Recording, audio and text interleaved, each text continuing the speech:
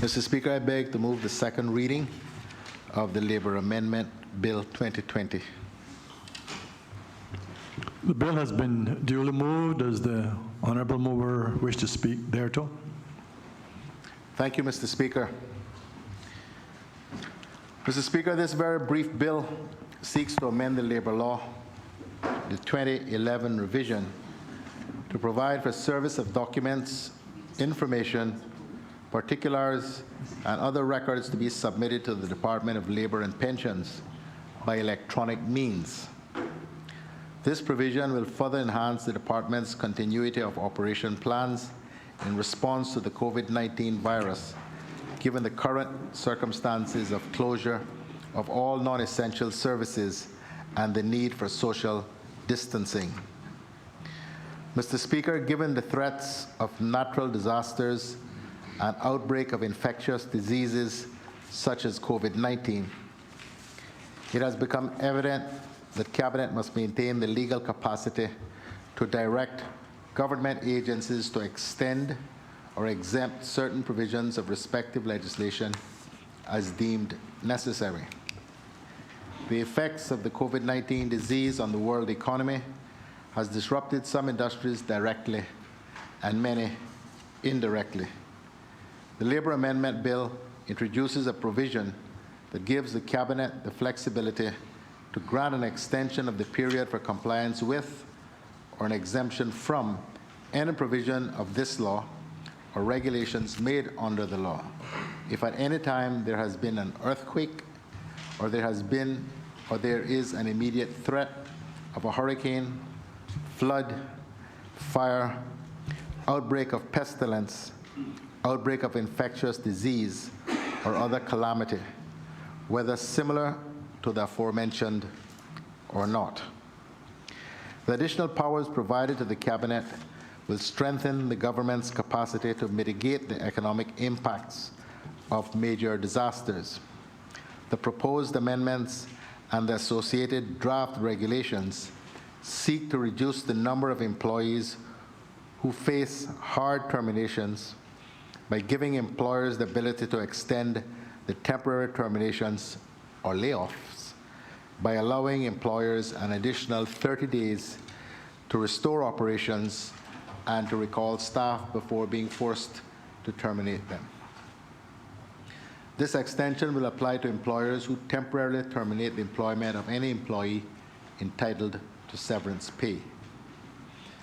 Mr. Speaker, it is our view that the extension of time before forced terminations proposed in this bill will allow many businesses, in particular small to medium-sized Caymanian businesses, to be able to wait out the negative impacts of this unprecedented pandemic and be in a position to recall workers as soon as they are able to resume operations. Without this flexibility, many of our Caymanian businesses will simply not be able to pay significant severance packages and will be forced into bankruptcy. Mr. Speaker, I'm sure many, if not all of the members of this Honourable House have heard the pleas of Caymanian businesswomen and businessmen who desperately need this lifeline, and I am hopeful that members will support this bill and provide that lifeline. Mr. Speaker, there is another point that I have made in another forum about the importance of this extension period before severance pay is required in result of the termination of employees.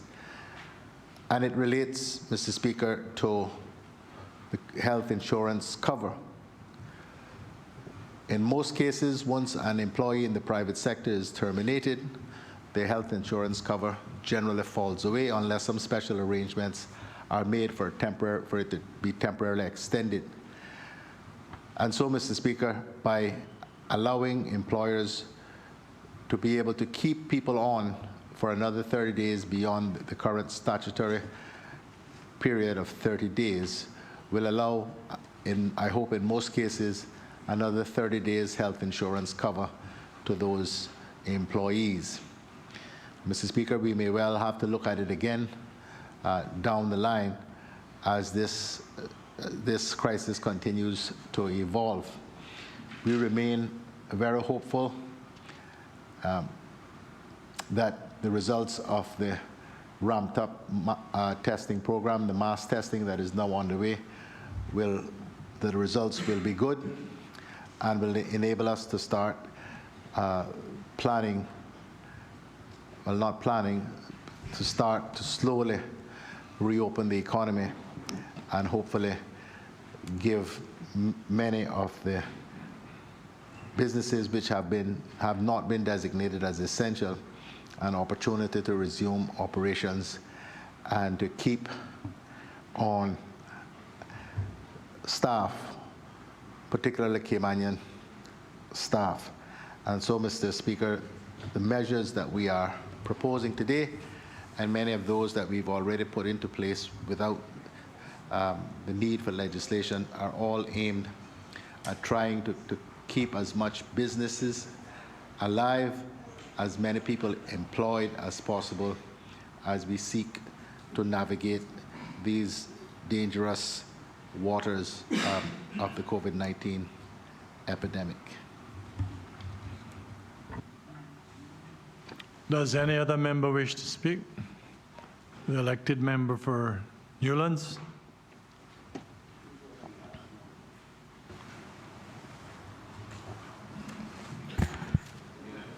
Thank you, Mr. Speaker. Speaker, I rise to give a brief contribution to the debate on this labor amendment bill. And while I understand the reasons why the Honorable Premier is bringing this bill and why these changes are necessary, I do have some concerns that hopefully he can address in his wind-up, just to alleviate those concerns in case they are not as significant as I think they may be. Speaker, just starting off with Clause 3 of the bill,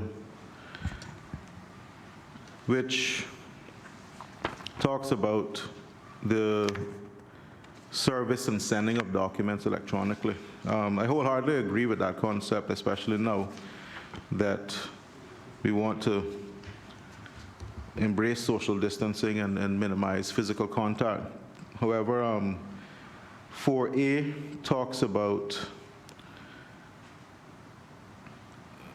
sending electronic records by email. I think, and I didn't submit an amendment, but I think a better way to do that is if in 4A an additional phrase was inserted where it says, by electronic means to the email address provided by that person. I think if we inserted in there, by electronic means, comma, using an electronic signature to the email address. Because my concern is that we're now sending personal information, records, personal records and so forth, or confidential information using just a regular email.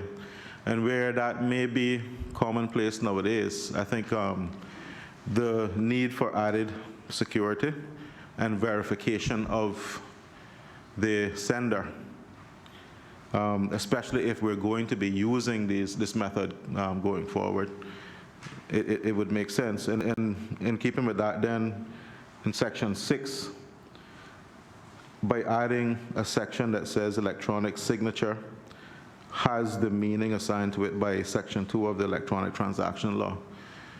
I think the Electronic Transaction Law recognizes the use, Mr. Speaker, of electronic signatures. So it's a suggestion. I didn't file an amendment, but hopefully the government will consider it going forward. I also want to talk briefly about Clause 4, Mr. Speaker. And aside from the Leader of the Opposition's earlier concerns about some of the verbiage used, I am specifically looking at, and I understand again the rationale behind making these amendments, because you need to be able, the cabinet needs to be able to act in extraordinary circumstances where especially now, where there are issues coming up, where companies have been unable to comply with the law, Mr. Speaker. However, I'm a bit wary of using, for example, in 87(2)(b), where it talks about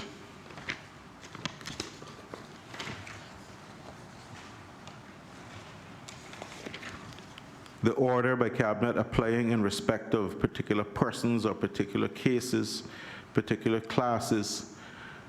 I understand if you had a general issue, scenario, and cabinet had to make an order to address that. But this goes even deeper into it by talking about particular persons.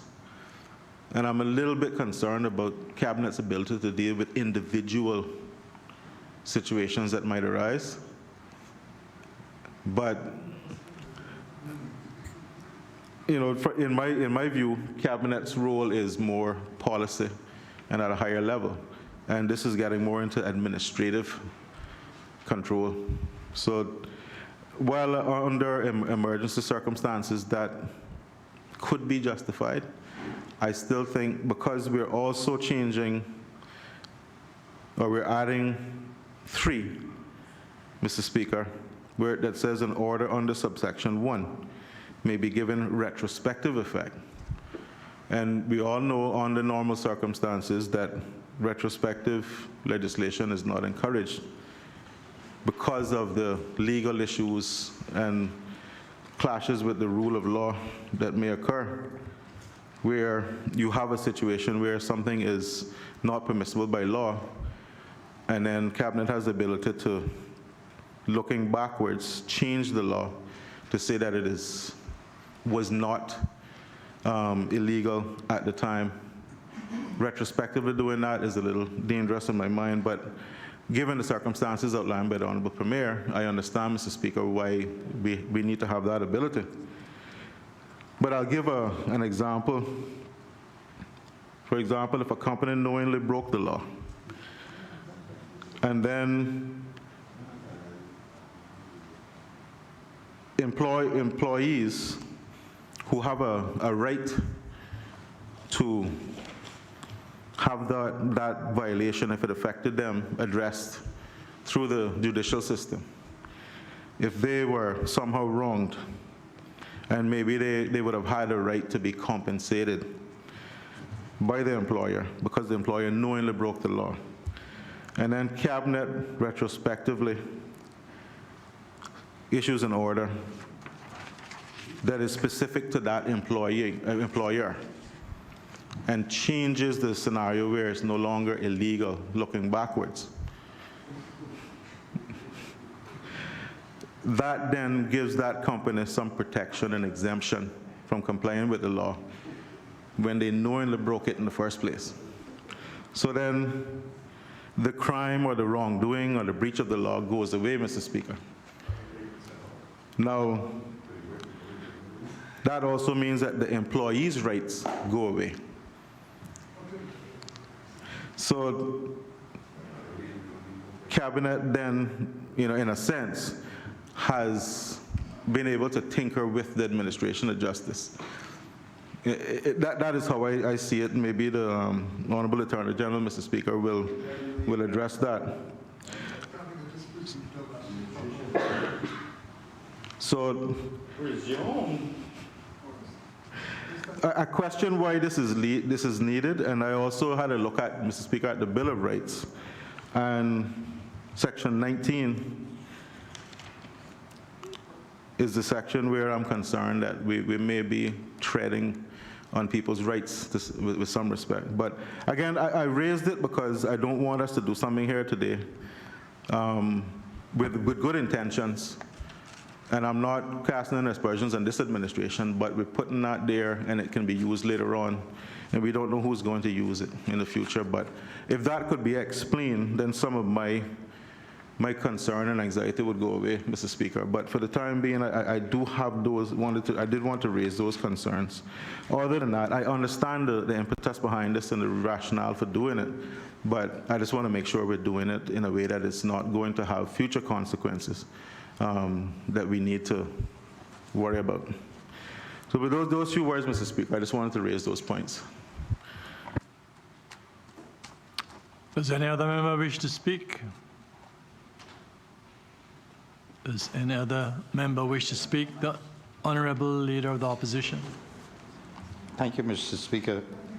Mr. Speaker, I rise to make a very short contribution to this Labor Amendment Bill 2020.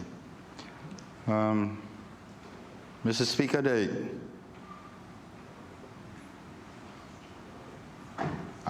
following on the Deputy Leader of the Opposition position about these exemptions, my contribution surrounds, we know we have so many employers out there that are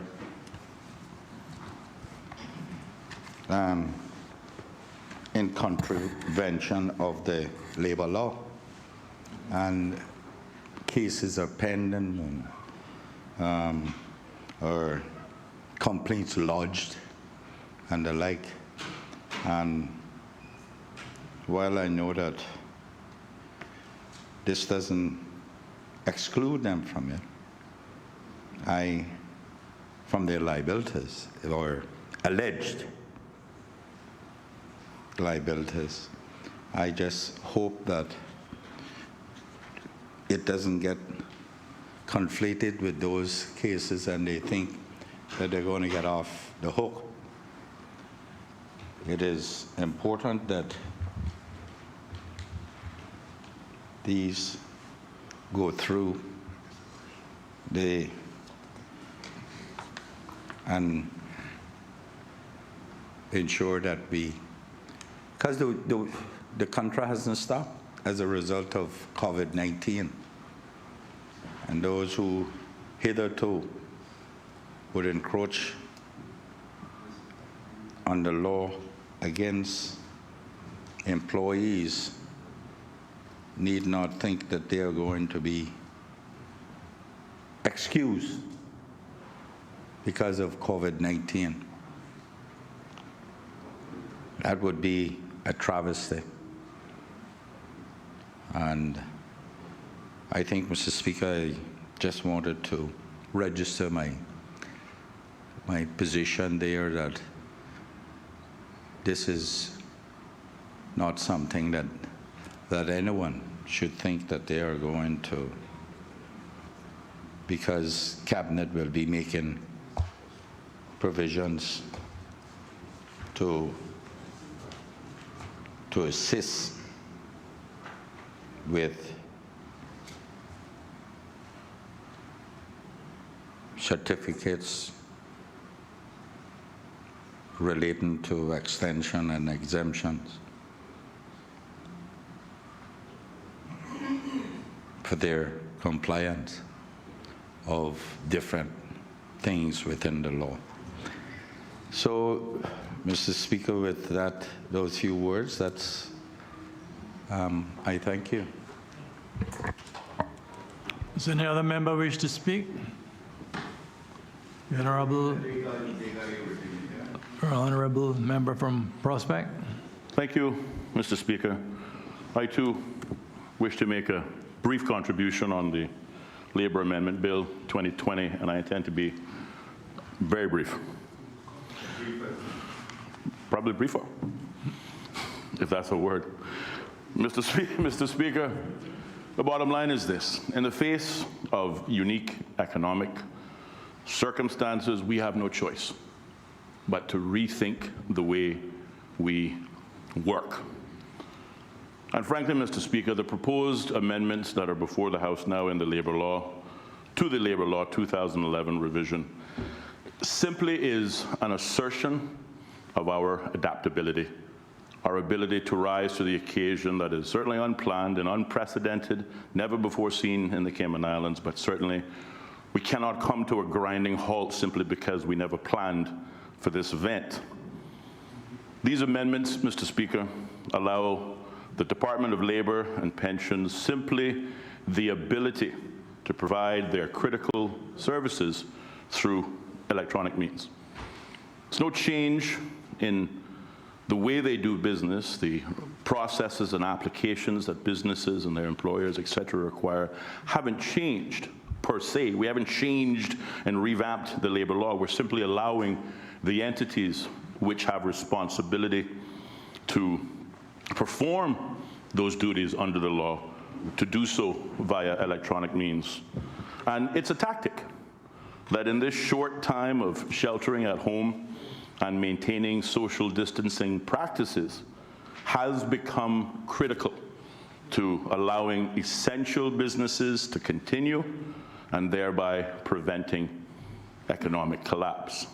I know a lot has been said in recent weeks that, government doesn't have a plan, or government's viewpoint or priority of preserving human life is not as important as preserving economic viability.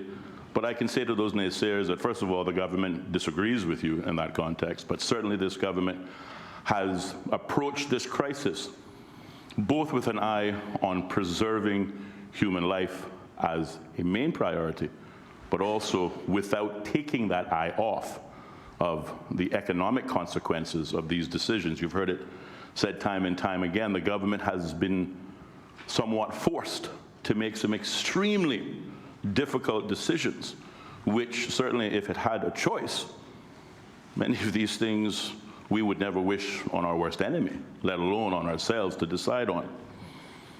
So I say, Mr. Speaker, that these amendments will simply give the Cabinet the ability to grant extensions to the period of compliance or exemption from any provision of the Labor Law 2011 revision or its regulations in the express case or instance of disastrous events such as the occurrence of natural disasters or the outbreak of infectious diseases. These amendments simply represent that. I understand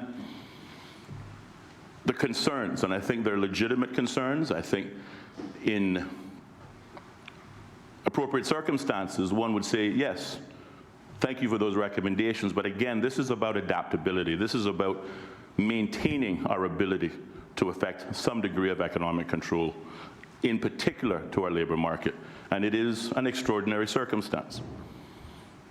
It is clear, Mr. Speaker, that the government's swift action in making these necessary amendments is critical, as I said, to bolstering the very services offered by government during this time of economic doubt.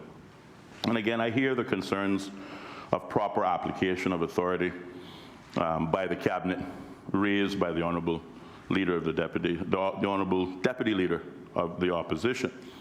I hear it. I do. His points aren't lost on us. But at some point, I think we need to be able to trust, if I may be so bold, the collective responsibility of the Cabinet with their overarching goal that all people of the Cayman Islands are able to get through these extraordinary hardships and times of great uncertainty in the best possible way. I thank you, Mr. Speaker. Those are my contributions. Does any other member wish to speak? Does any other member wish to speak? If not, I call on the honourable mover to exercise his right of reply.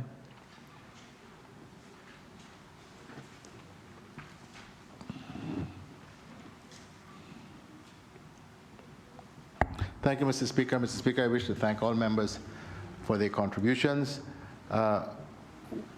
The observations made by the Honourable Deputy Leader of the Opposition are being considered, and if it is deemed that there are some changes ought to be made, we will propose them during the committee stage of the bill. The Honourable Attorney General is having a look at the issues now.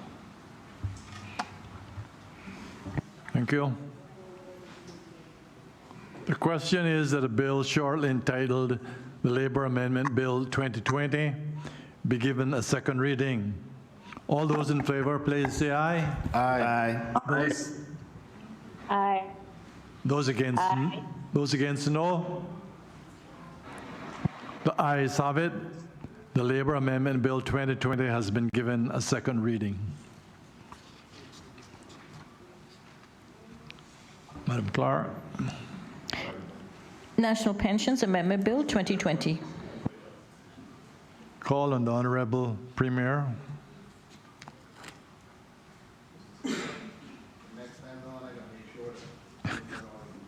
Yeah.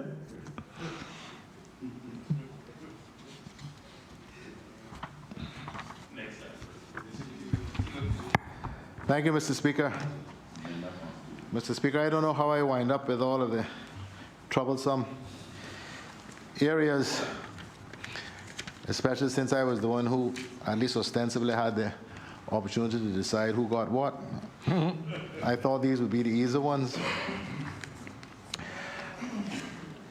Mr. Speaker, I beg to move the second reading of the National Pensions Amendment Bill 2020.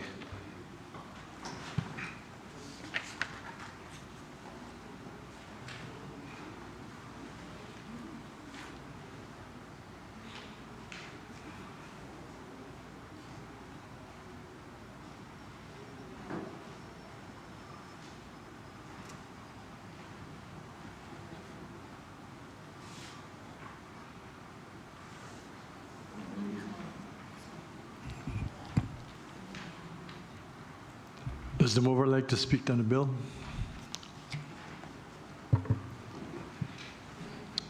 Thank you, Mr. Speaker. Mr. Speaker and honorable members of this House are fully aware, as is the broader populace, of the danger COVID-19 presents to these islands, indeed to the world. The measures implemented by the government to contain the spread of the virus have obviously had and continue to have a very negative impact on the operation of many businesses and, by extension, the employees, particularly micro and small businesses, due to the shelter-in-place requirements, along with other restrictions imposed by the government.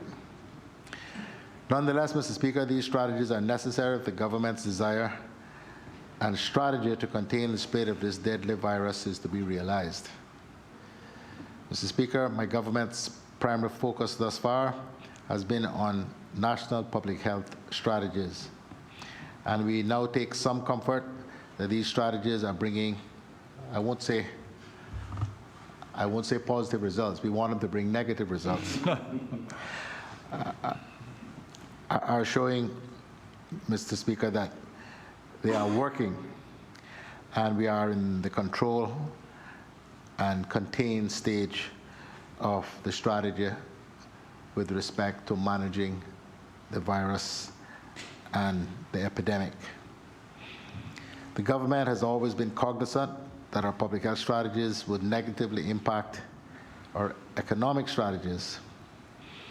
However, this became secondary to ensuring that we implement measures aimed at protecting the lives of all who live and work in our country.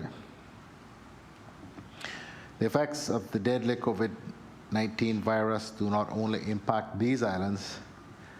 You just need to turn on any news program and you will hear absolutely devastating news about the alarming number of persons who have died and the loss that occasions to their loved ones.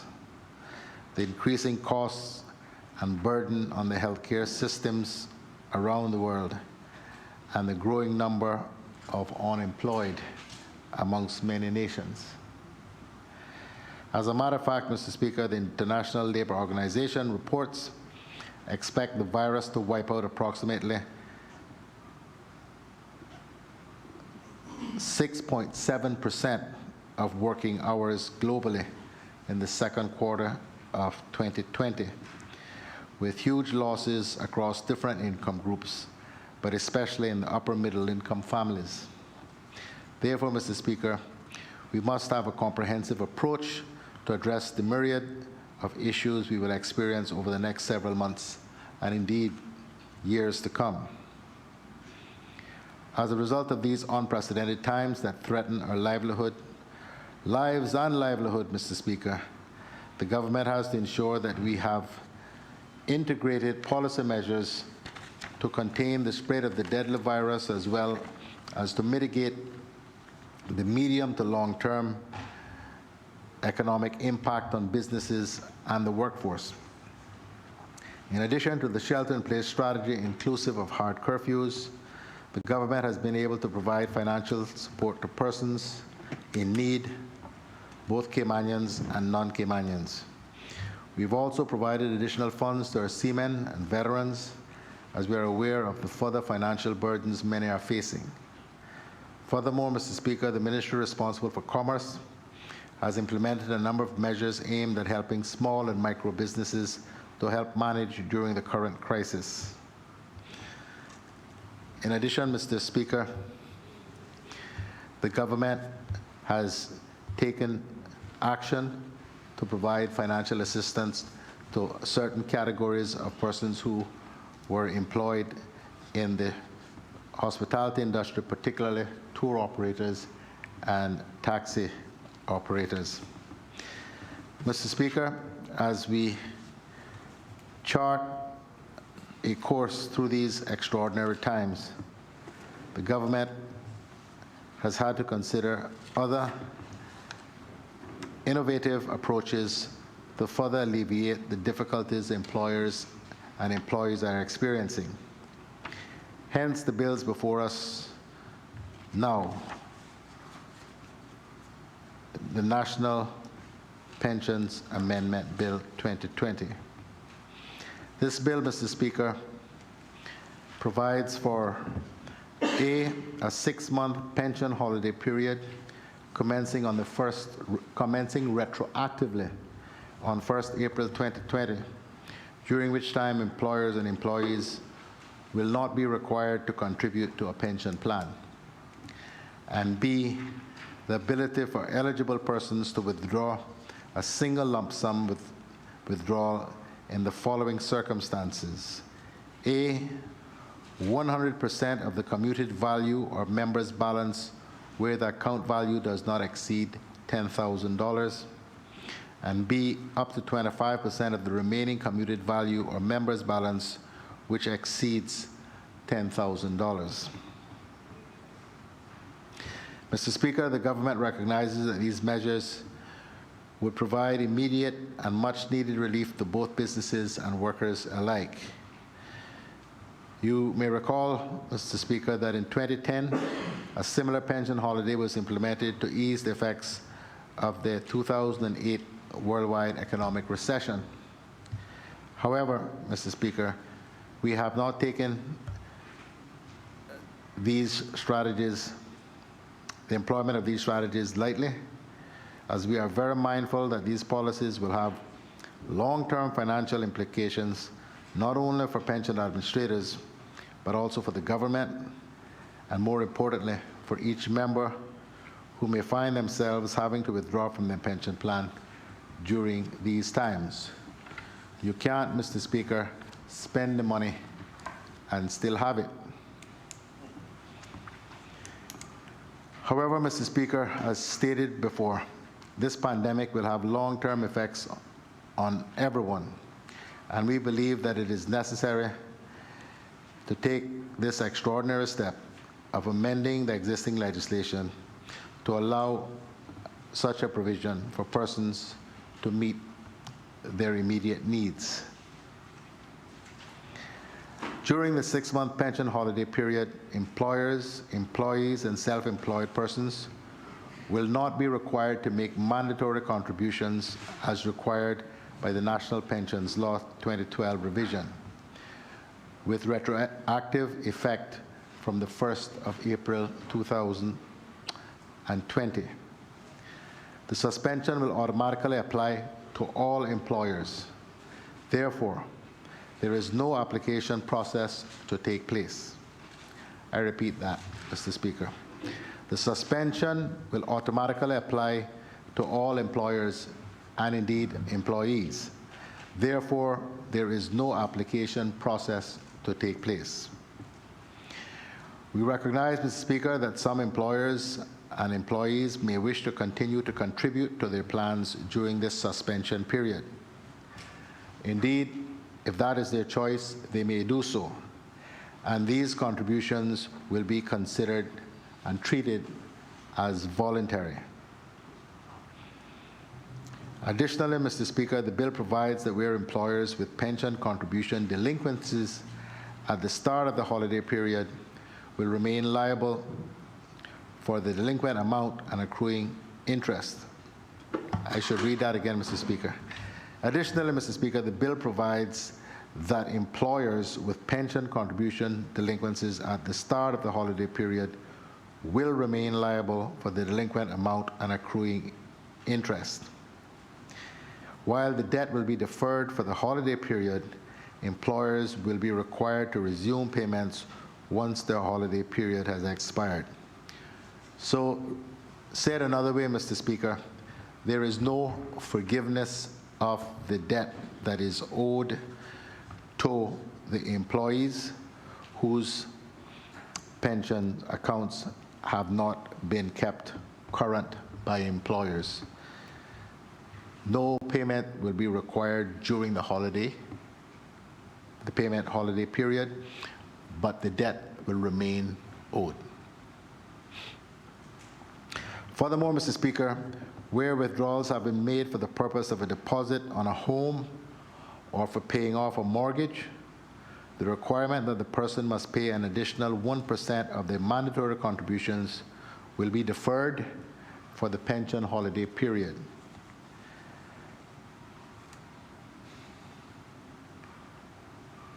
And, Mr. Speaker, the time frame in which this withdrawal must be repaid will be extended by the length of the holiday period. So, Mr. Speaker, again, put another way, if you don't pay as you're not required, the additional 1% of the mandatory contribution with respect to the repayment of money already withdrawn from your account for the purposes of paying off a mortgage or a deposit on a home, you will have the same time frame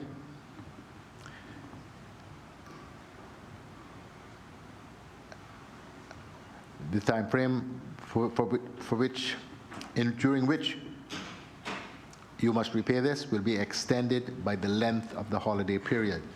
And the length of the holiday period is 6 months. Mr. Speaker, with the pension holiday being implemented, companies will have more cash available for key expenses like payroll and health insurance contributions, which are most crucial during these times. Likewise, employees will have more funds available to cover daily living expenses for their families, thereby reducing the reliance on social assistance programs.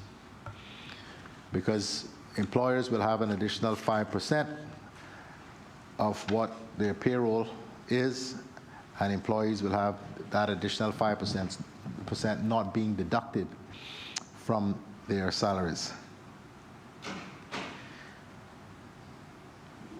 As stated previously, Mr. Speaker, the emergency withdrawal provisions of this bill will allow eligible persons to withdraw a single lump sum amount in the following circumstances. A, 100% of the commuted value of a member's balance where the account value does not exceed $10,000, and up to 25% of the remaining commuted value or member's balance which exceeds $10,000. Mr. Speaker, it should be noted that both Caymanian, non-Caymanian employees and self-employed persons will all be allowed to withdraw funds from their pension accounts in accordance with the formula above. Additionally, the ability to withdraw funds will be available both for persons on island and those who left the jurisdiction between the 1st of February this year and the expiry of this bill.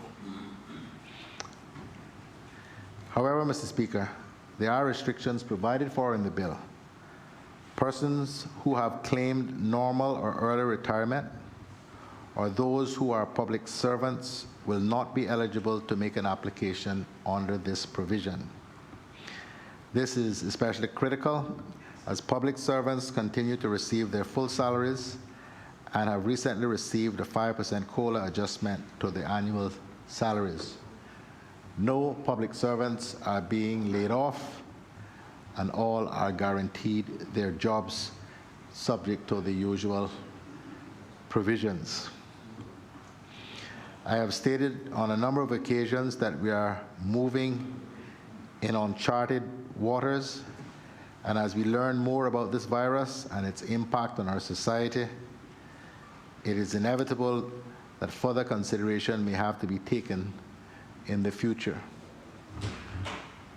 That nice language, Mr. Speaker, can be translated this way. We don't know what is going to happen. It is not far from certain what the public health situation is going to be. There is continued concern around the world about a possible second wave of infection. So we don't know how long the public health threat is going to last. The economic conditions are regarded as the most devastating since the Great Recession of the 30s. This is going to make the 2008 recession and the years that continued look like a Saturday afternoon picnic. So, Mr. Speaker, we don't know how long the economy is going to be in the doldrums, and we don't know how long it's going to be before we can open our borders, and for tourism, not just in Cayman, but the world over, to bounce back. We don't know, given the state of the global economy, how long the financial services that we provide here are going to be in demand, or certainly in demand to the levels that we are used to seeing. And therefore, we need to be frugal, we need to be careful about how we go about spending what little we have. That applies not just to government, but and to businesses, but to everyone and to employees. And so if we take it all now and spend it all now, there will be nothing for down the road, and none of us know what is waiting down the road. Government is in a good position because of the financial reserves we've managed to build up over the course of the last 7 years, but it is not a bottomless pit. And government's revenues have been and are going to continue to be significantly reduced. There'll be virtually nothing from the hospitality industry at all for the foreseeable future. And so, Mr. Speaker, while we are able to say with confidence now that civil servants' salaries are intact, that we are not laying off any public servants, 4 months or 6 months from now, that may not be the case. And so while there are those who are lobbying hard for public servants to have access to their pensions, I would ask them to hang on a little bit and let's see what happens. Because if civil servant salaries have to be cut, at least we'll have the pensions to look to help people supplement their income. Pray God that doesn't occur, and that's certainly not in the government's plans. But as we look and see what's happening around the world, those of us who are thoughtful and careful must bring those things to mind about how we get the country and our people through these unprecedented times, while neither us nor anyone else really knows where the end is and what it's likely to look like. The other point I want to make about this, Mr. Speaker, this bill is expected to last, this law, when it's amended, these provisions for 6 months. Everybody need not run and rush now to draw your pension, what you can out of your pensions account. If you don't need it, don't take it. Because if you spend it, you're not going to have it anymore. So wait and see whether you really need it before you actually go and take it. And always remember, Mr. Speaker, I keep telling people, when you're young, you know, once upon a time I was too, you think you're going to live forever. And you think you're going to be able to work forever and make money forever. When you reach a certain age, you come to realize, as the leader of the opposition is fond of saying, that you have spent more time here than you have left to spend, meaning on earth. And there, we hope, is going to be life after COVID-19. And persons are going to live, get to retirement age, and need something to live on. And if it is all spent now, it won't be there when you get there. So we understand that this is unprecedented. These are unprecedented times, that people need to live now so they can get to age 60 or 65 and beyond. But let's, while recognizing that, the government is also conscious of the huge financial impact this is going to make on people's pension accounts for the foreseeable future.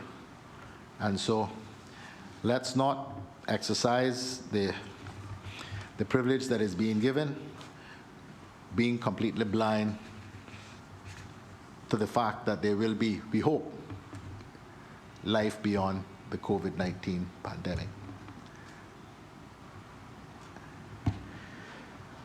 Mr. Speaker, the bill also outlines the process by which persons wishing to withdraw emergency funds will be required to submit, as well as a legal time frame by which pension administrators must adhere to which the pension administrators must adhere. Eligible persons will be required to complete an application which would be approved, the form of which would be approved by the Director of the Department of Labor and Pensions. The applications are not to be made to the Director of Labor and Pensions. They are made to the individual pensions administrators. Proof of entity and any other documentation required by the Director. Once the application has been submitted, administrators must acknowledge receipt within 7 days and notify the applicant of their decision within 14, even if the decision is to refuse the application. If, however, a disbursement is approved, funds must be paid out no later than 45 days from the application date. Mr. Speaker, I want to make clear that this is not a loan, and the funds distributed under this emergency withdrawal provision will not be required to be repaid by the recipient. This is as though you had money in your bank account and you've withdrawn it. But once you take it out, it's gone. However, Mr. Speaker, in the event an application is denied, persons will have a right to appeal to the Director, who will review the matter, and upon their review may decide to confirm, vary, rescind, or substitute the administrator's decision. Once the director has made a decision, the administrator shall give effect to the decision. Mr. Speaker, we all recognize that there are currently many unemployed persons due to either the permanent closure of their place of employment or the closure of the ports. Therefore, the bill also provides to amend Section 47, subsection 10B of the principal law to enable persons to immediately access their voluntary contributions once they can provide the evidence of unemployment, rather than having to wait for the present time frame. Mr. Speaker, the government must be able to monitor the operations of the pension withdrawal of all pensions plans. Therefore, administrators will be required to provide monthly reports to the director, listing the names of persons who have applied, whether their application was approved, and if so, the amount of the disbursement. Details of rejected applications and the reasons for the rejection must also be provided. Finally, Mr. Speaker, the bill provides for penalties to be imposed on administrators if they fail to provide the department with monthly reports and not complying with the timelines provided for within the legislation. Likewise, penalties can also be imposed on persons who knowingly or willfully make false or present misleading information. Mr. Speaker, the provisions in the bill are considered prudent by the government and are also social protection strategies necessary to mitigate the negative financial impact on our society as a result of the COVID-19 epidemic. Mr. Speaker, I wish to commend and thank all parties involved in bringing this bill, which seeks to provide financial relief to businesses and the workforce during these challenging times. Mr. Speaker, I especially wish to thank the representatives of the 9 pension plan providers in these islands for taking the time to attend a Zoom meeting with us some weeks ago to discuss the way forward and their helpful responses and correspondence. Mr. Speaker,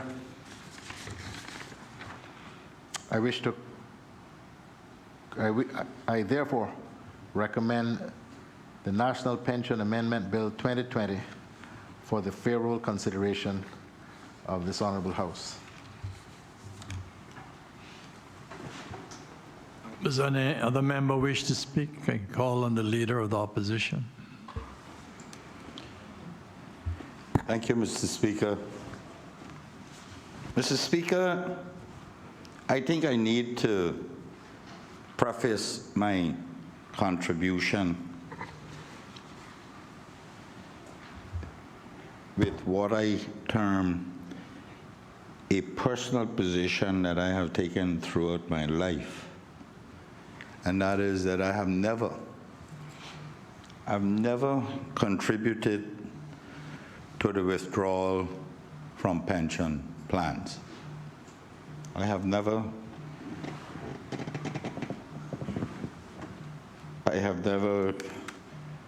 believed that that was what pension plans were for. Like the Premier say, many of us, all of us, are like Bob Seger's song, When We're Young, like a rock. As you get into age, you understand that because you have spent more than you can hope to spend, you start making provision for those few that you have left. Thus, you come to recognize that the waste that you did as a young man or a young woman or young adult, you look back and wonder and want to reverse it. Many of us will say we have no regrets, but we do. Anyway, Mr. Speaker, well, these are different times. These are challenging times. And as such, we have to do everything that is possible to ensure that we don't bring greater burden to bear on the people as a result of this world epidemic. So, Mr. Speaker, I had to think seriously about it, and I met extensively with the Young Turks on this side, and they were also of the view but recognized that people were going to hurt, people were starting to hurt, and we should make our own proposals on this matter. I convinced them that we had to be careful with it, and eventually we settled on a position, and I communicated same to the leader, the Premier, on their behalf. So, Mr. Speaker, on the 23rd of March, I wrote the Premier. And I said to the Premier, long after the coronavirus pandemic has been brought under control, the response of our government during this harrowing time will live in the memories of generations to come. And only time will tell whether history will be kind to us. With this in mind, I am writing you as leader of the opposition to set out our thoughts going forward, following our discussions on the issue, not only as a group, but also welcoming the advice of others.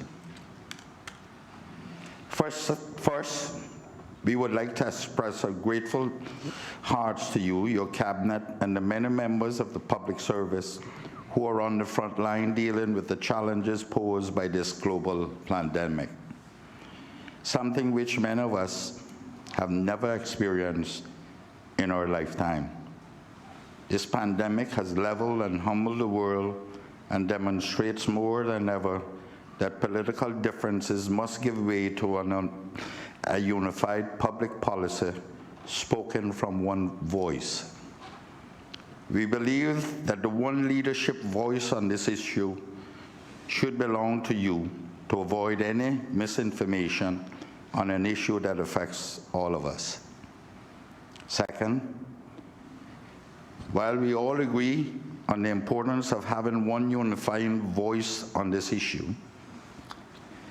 we are also cognizant that our role as elected representatives means that we have the added responsibility of ensuring that the cabinet decisions enable our beloved Cayman Islands not only to weather this crisis, but to emerge stronger than before. Third, we recognize the efforts of your government to date to offer relief to some members within our community.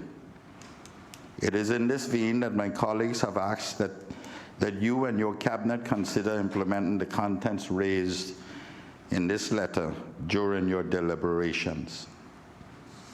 While the members of the official opposition welcome the announcements by many banks and companies that payment deferral and other relief are to be offered to their customers, we believe that it is important that further initiatives be undertaken to ensure that our people remain cash liquid so that they don't become a burden on the public purse. We are sure that you will agree that the people of the Cayman Islands, Caymanians and non-Caymanians, are hardworking and will never ever want to find themselves in a position where they are dependent on the public purse to maintain their quality of life. Considering also that we do not know the full duration of this global crisis as well as the total impact that it will have on the global economy and our own economy, we believe that it is imperative that the necessary steps be taken to allow our people employed in the private sector to access their pensions for a period of 6 months.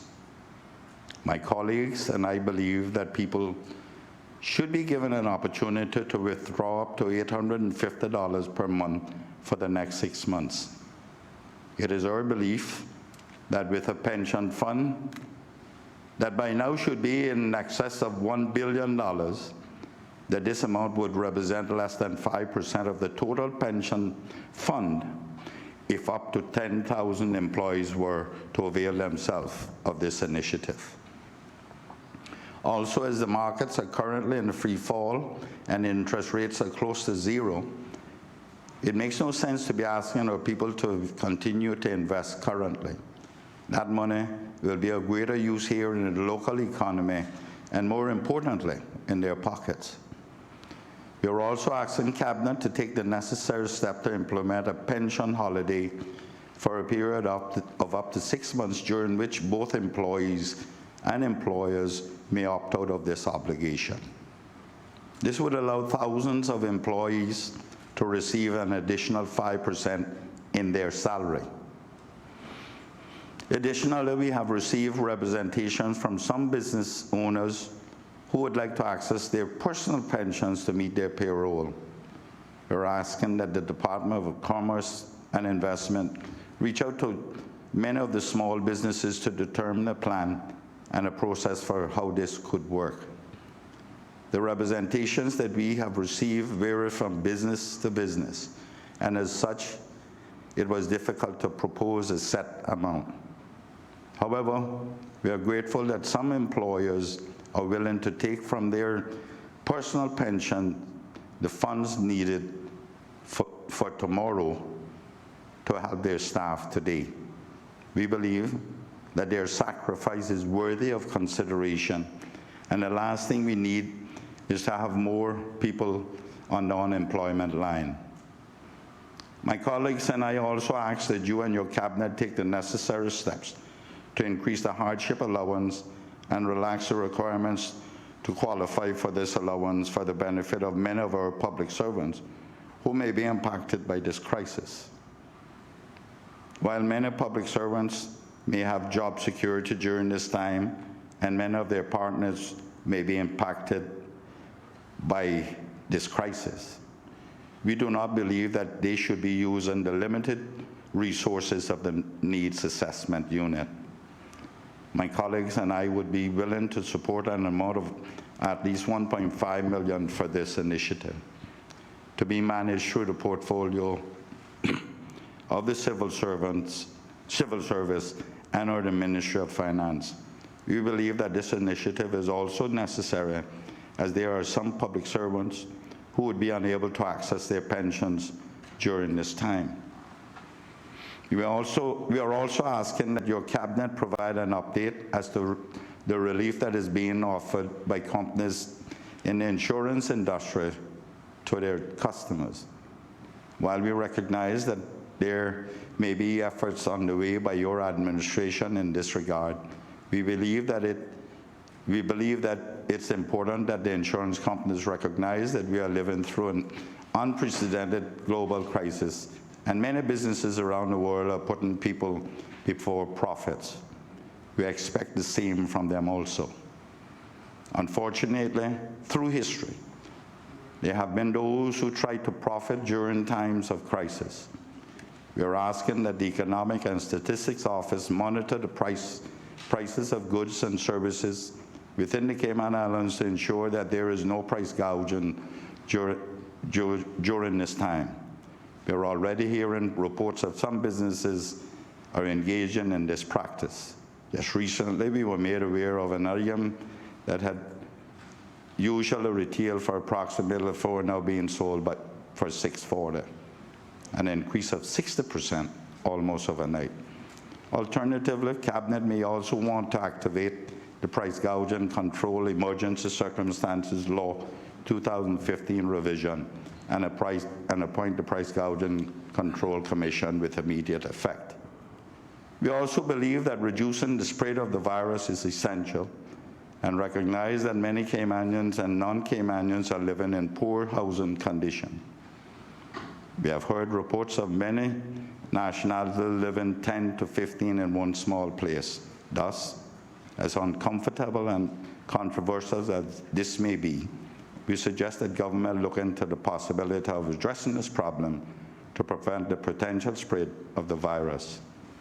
We believe that what we are proposing would be a good starting point for ensuring that our working people remain in a position to help themselves, and that the public purse be reserved for those that are most vulnerable in our community. As noted before, we are living in unprecedented times, and as such, it requires bold leadership, bold thinking, and bold initiatives. My colleagues and I reiterate our full unqualified support to work with your government to ensure that as far as possible, our people maintain their quality of life during these perilous times so that our beloved Cayman Islands will remain one of the best places to live and work on this planet. Yours sincerely, Arden McLean, Leader of the Opposition. Mr. Speaker, by all accounts that I can see, the Premier received the letter from the opposition with gracious heart and much, and I can't say that a lot of the things that we proposed were not being looked at that time, but certainly he welcomed it. Despite him saying at one press briefing that I was trying to make it political, he recognized he hadn't read it yet, you see. Anyway, Mr. Speaker, I thought it was opening our arms and our thoughts to assist. And Mr. Speaker, I must tell you, Mr. Speaker, I must tell you, I was pleased with the response from it. However, I learned since then that the reason our suggestion of $850 per month was not considered, you told me, was because the pensioners said they didn't have, providers said they didn't have the wherewithal for that administrative, the administrative ability to conduct that kind of cutting of checks and payments out of there.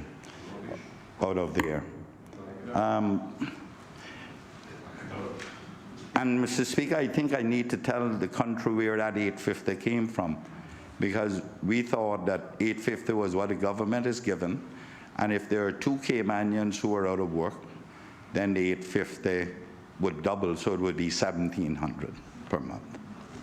So, and with the absence of having to pay all your major bills and mortgage, we believe that that would have been enough for them to survive.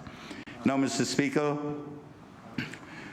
the other thing that prompted us to do that was the announcement by the Premier that the government was going to ensure that no one, in particular those on work permits and out of work, would go hungry or without a roof over their heads. And we agreed with him. But we went further and thought, when the person on work permit who does not get Cayman status, or residence, may I say, leave this country, they're taking with them all of that pension money, which is their contribution plus the employer's contribution, and it departs the shore of this country and disappears into the abyss. I don't know if anyone is able to prove that it is transferred to another pension company in another country, which would benefit them in the long run. So, Mr. Speaker, having thought of that, it is important Got a nice blank screen. that See the battery. it be spent here now in this time of need. That's how we thought it should be spent now, instead of asking them to go and rely on the government purse, and we don't know how long this is going to go on. Besides, we don't know how long people on work permit are going to stay here. So it would certainly ease our financial burden from the government. Mr. Speaker, I cannot say that we have not done a lot to try and ease the burden of the people of this country. The Premier announced that we have even gone that far as to assist the taxi drivers and tour operators. And that's all well and good. We have also invited Caymanians to go to the NAU and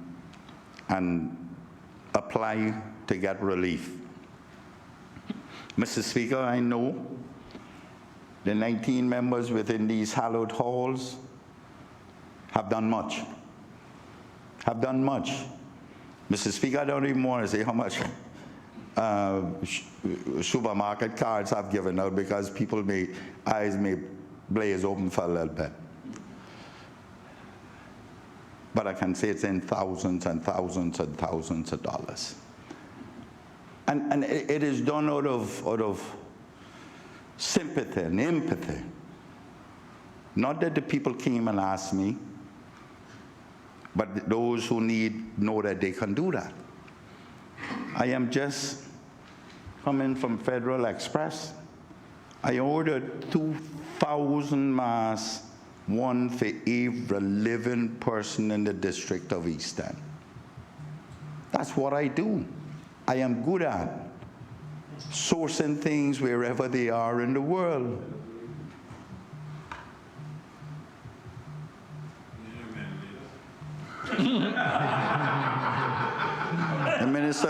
The Minister for Health asked me if I had any ventilators. I promise you, if he needs my help, I will find them. Trust me, I will find them. That is what I am good at. There are other things that I have sourced, I have initiated since this COVID-19 too, so don't underestimate what I have done. I wouldn't expect anybody to do that. I don't need a pat on the back. Mr. Speaker, I want at this juncture to thank people who have contributed to this crisis we're experiencing. First of all, I want to thank those people who assisted with getting those tests to this country.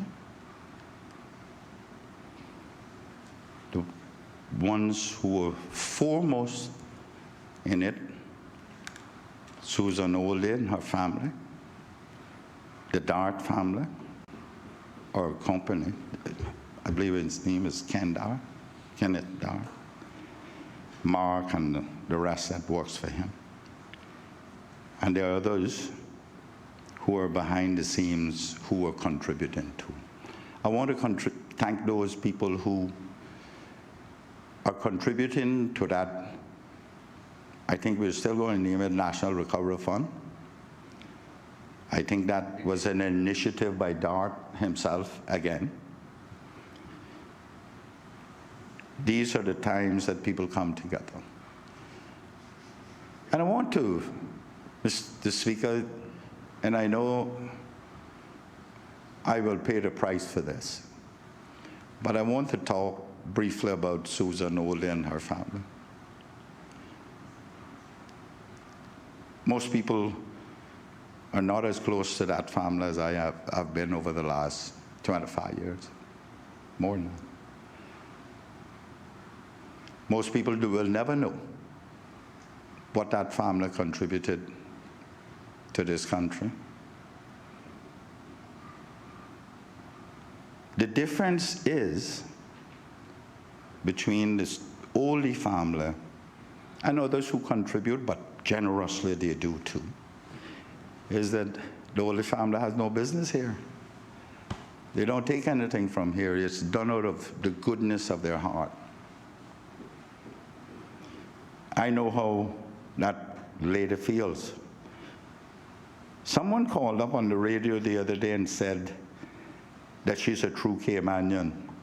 I think it was somebody from West, man. I can assure you that is so. She believes in this country.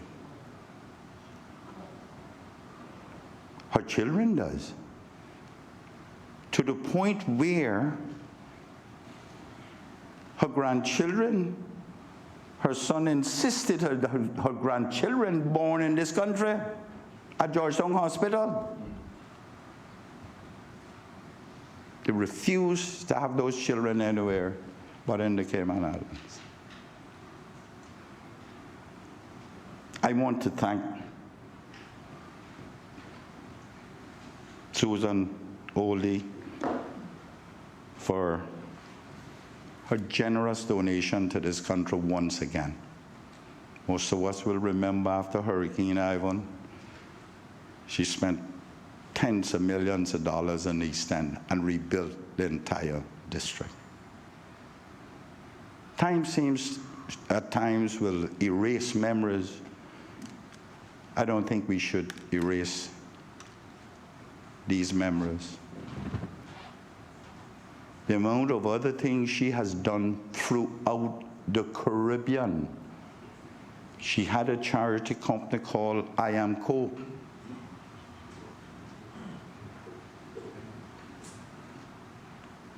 Throughout the Caribbean islands, she has donated. But first was always the Cayman Islands. And I want to thank her. And I want to thank Dart,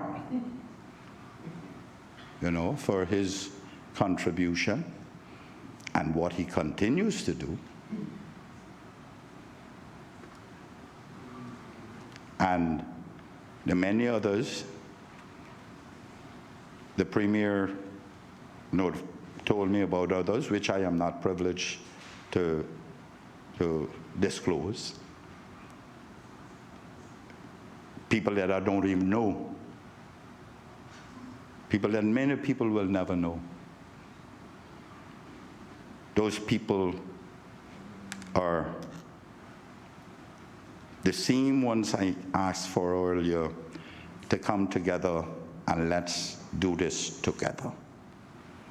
But Mr. Speaker, let me not miss those others who are in this country who came here with plenty, and those who came here, many of which without, and has made plenty. If for no other reason, and if I could take the licks here today because Sue doesn't like the publicity, if for no other reason, that initiative to start about this, bringing tests into this country, take a little note from that now and step forward and contribute. Mr. Speaker, everybody knows I'm a protege of Warren Conley, and he told me one time, he said, if the country has, the people should have. If the country does not have, the people will not have. And he said, wise old politician. Yeah, the premier got up here and said we have been fortunate over the last 7 years to build up a reserve. But everybody else was making at the same time too. So that old saying that Warren gave me came true. But if the country does not have now, and after this COVID-19 is gone, and everybody else has, it doesn't make any use. We must share, we must make sure we all have by contributing to what is required to get this country back off its knees. My father told me once that this country was not going to get any better until everybody was at the same height. So I wondered what that was. He said, until everybody is on their knees, because your torso is pretty much the same length. It has come to pass to me. We're on our knees. It is time now to help each other up. And I am asking all those who use this country, not use the country, but came here and made their fortunes. That's all well and good. But it's time now to pay back. If you mean this country any good, it is time to help. Now is your time to step up. Now is the time to call that one individual you have in your phone, in your address book, call Alden McLaughlin, and go and make because I'm sure he has you in his address book too, because we call about different things. This is the time to call Alden McLaughlin and go and ask, what can I do?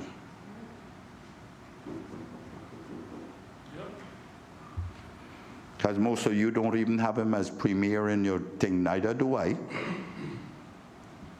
It is a friendship I'm talking about, a relationship.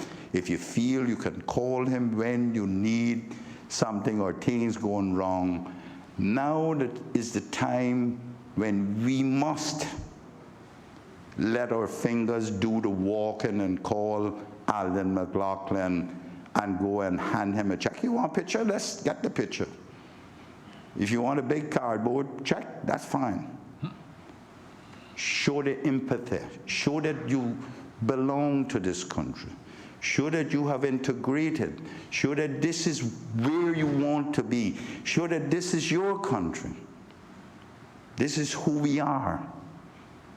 Let's not only allow the pension by the little people down at the bottom for them to draw that. Maybe that can be reversed and the government can assist them and they don't have to do that. Mr. Speaker, so that's that call for them. Mr. Speaker, I want to pay tribute to all those staff in this country, employees in this country, that hitherto we passed on the road and didn't give them the second glance.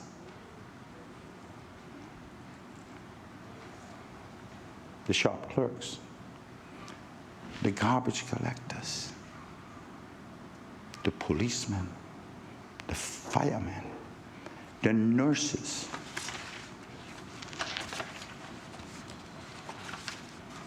that have now become essential staff. Essential. That is what we're naming them. The farmers.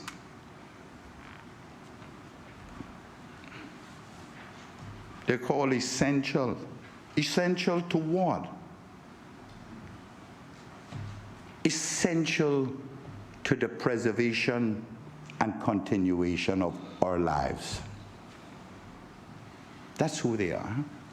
The pharmacist, the gas station attendant.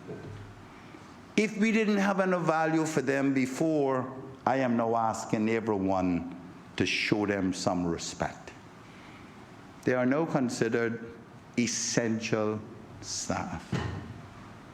Essential staff. Hitherto, they were just staff or some gas station attendant. We have now given them a new name, a new position in life. Now we recognize that everybody has some degree of value. It is time we understood that. What about our helpers? What about our helpers? What about our gardeners? The grass is choking us now. Now we understand the value of it. Every Thursday, the garbage men pick my garbage up still. Yep. And I noticed them, and I should say this to the minister here, I noticed them without masks or gloves or anything on. Maybe they had temporarily taken them off. I would like the minister to look into to ensuring that they have sufficient, because they're out amongst people more than anyone else. Mr. Speaker, the policemen and women, custom, border control, immigration, they're all out there. Mr. Speaker, never in our lives have we been through this. I don't think we ever will again. Never have we had the need for these people until now. We took it for granted.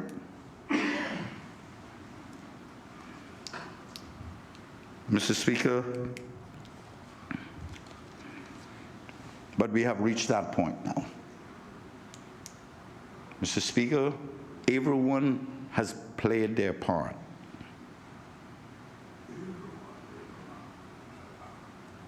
It is time now to move to the next phase. Mr. Speaker, this pension is withdrawal, I believe, is part of that next phase. Building us back, getting us back to where we were, albeit I believe will take some time. Mr. Speaker, people have been restricted over a month now, 5-6 weeks. I believe, by and large, despite the Commissioner of Police saying we had a little trouble here and a little bit there and people breaking the curfew, by and large, we have behaved miraculously for having been locked down for so long. And we must congratulate the people of this country on their conduct thus far. Mr. Speaker,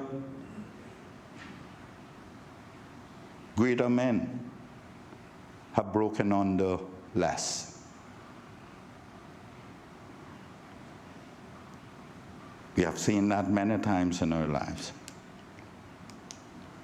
Mr. Speaker, I invite the Premier, and I know he has been talking about different aspects of moving forward. I believe the time has come now to set the roadmap. There is need for a new phase, a new focus for us to start. A focus, a new phase, a new plan that will give those same people hope. It is about hope now. We recognize, Mr. Speaker, that this COVID-19 virus is not going anywhere in a place anytime soon. We all recognize that. We all agree with that. There are different estimates of time of how long this is going to be around before we get a vaccine, and then to inoculate everybody, it's going to take another 2-3 years on top of that, or vaccinate everybody. Mr. Speaker, we need to now start to come to the point where we recognize that this is going to be a way of life. Thus my buying 2,000 masks for the people of East End. This is going to be part of life for a while. We need to come up with testing everybody. That's the first thing we need to do. Get everybody tested. I know we're working on that. Hundreds of them have been tested already, especially the frontline staff. We need to get everybody tested. And those who have it, we need to control where they go and how they go there. We need to isolate those who test positive. We need to ramp that up. Something new that we get out. And I understand our equipment does not have the capacity to do everybody within a week and the likes. I understand that. The other step is to start saying that everybody must wear masks. It's mandatory now that you wear masks in public. We have seen many countries in China, they require you to wear masks wherever you go. And there are other countries that mandate it now. The government can mandate that now. I understand the hardship of sourcing the material, the equipment to do some of these things. But we need to move away from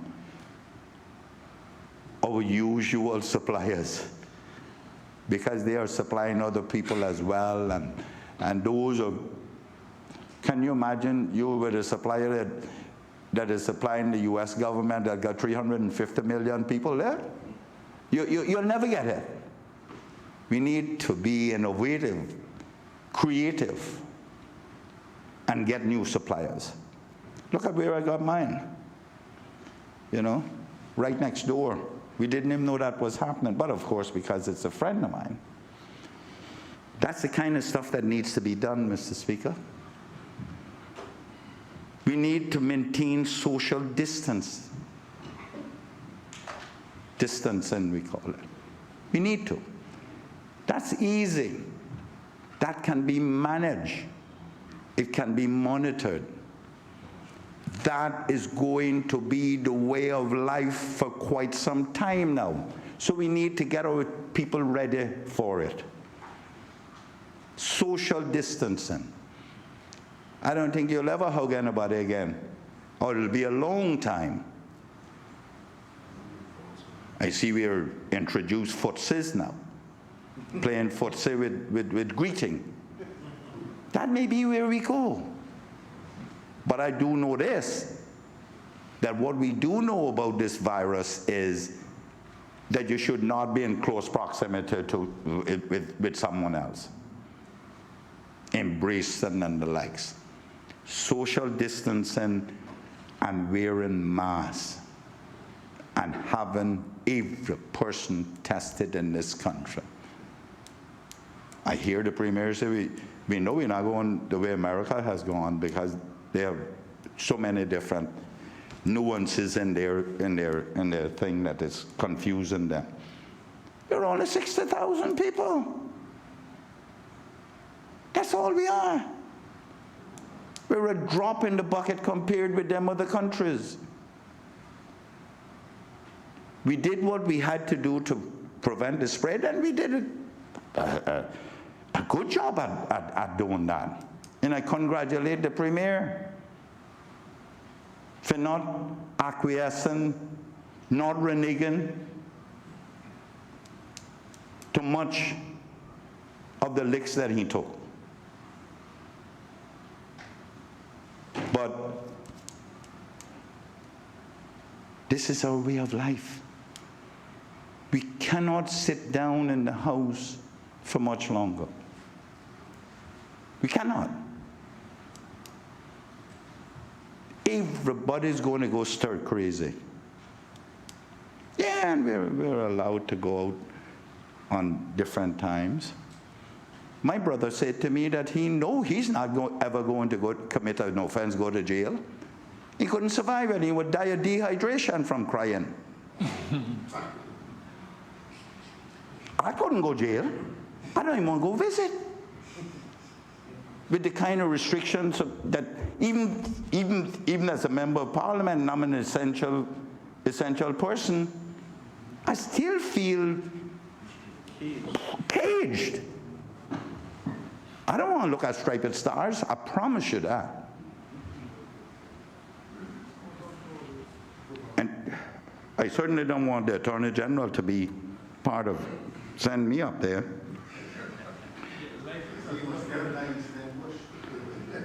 Mr. Speaker, one of the things I wondered if we had thought about is possibly getting these companies, the big companies, to pay for the testing of their employees, to make sure that their employees wear masks, purchase the masks for their employees. And I'm throwing all this out, Mr. Speaker, so someone out there is listening. Pay for the masks. Ensure that your employees coming to work at the time, whenever that is, must wear masks. Or they may be fine for their employees come to work and not wearing masks. Mr. Speaker, somehow we need to control it now, and I believe the way to control it is putting the onus on employers, like helpers. Helpers can travel to and from their work, but it must be mandated that they wear masks. And it's my understanding that any type of covering over the face helps.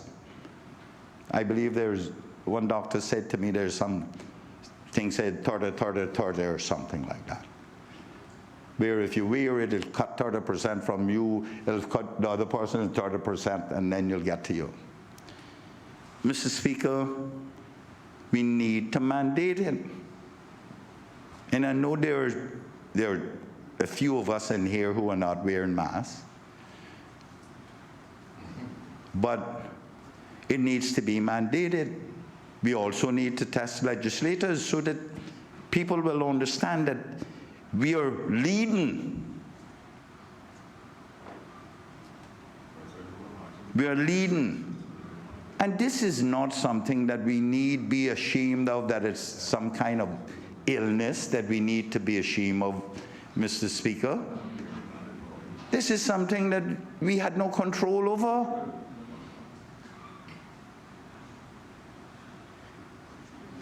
We need to start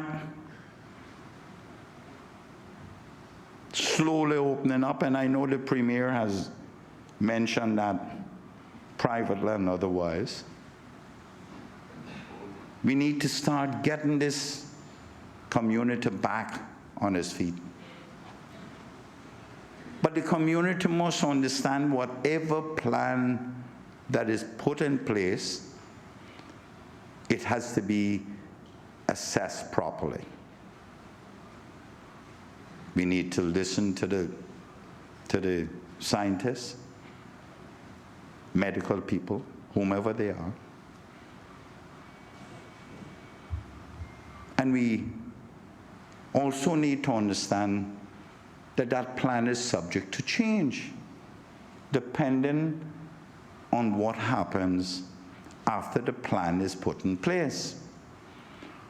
But it will give people hope that, yes, we believe, the leaders believe that we will reach some stage of normalcy in the not too distant future.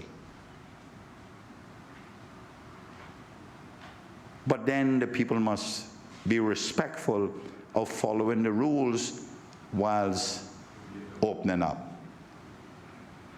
Mr. Speaker, our greatest asset, this country's greatest asset, is its ports of entry.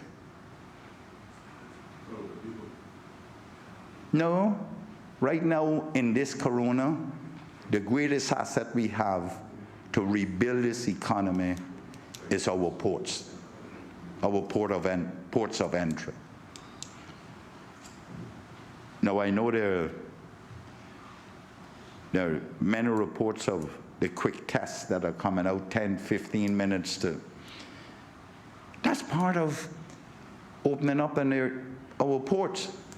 We need to make sure that people know when they're coming here, we're going to test you, it's going to delay you 10, 15 minutes in the airport. That's what we need to start sourcing, these quick tests to allow people to come in. When that happens, I don't know, but we can say that is the plan. That is the plan. We're going to get these so that we can be ready to start opening our ports. But I know what happened last time the Premier and I were in Cabinet and we bought the immigration finger, the identification equipment. It's still in storage. It's many years ago. Mr. Speaker, I believe that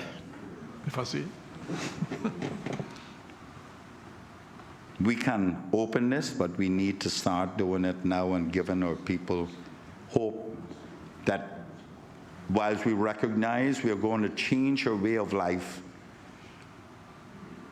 there is something, there's a pot of gold at the end of the rainbow. Or we are going down searching for that pot of gold.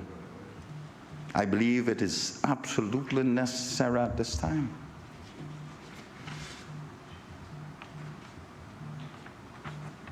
Mr. Speaker, I hope that all those tests that are currently being done, that we get some good results from them. Meaning more, pardon me? More negative. More negative. Good results in the form of negative. I don't know if that's possible, but. How ironic. So, Mr. Speaker,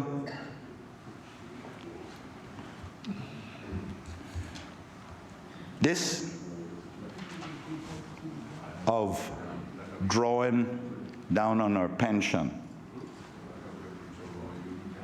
and the employers being helped to bring this country back up, this will assist them as well. But, Mr. Speaker, I should warn people.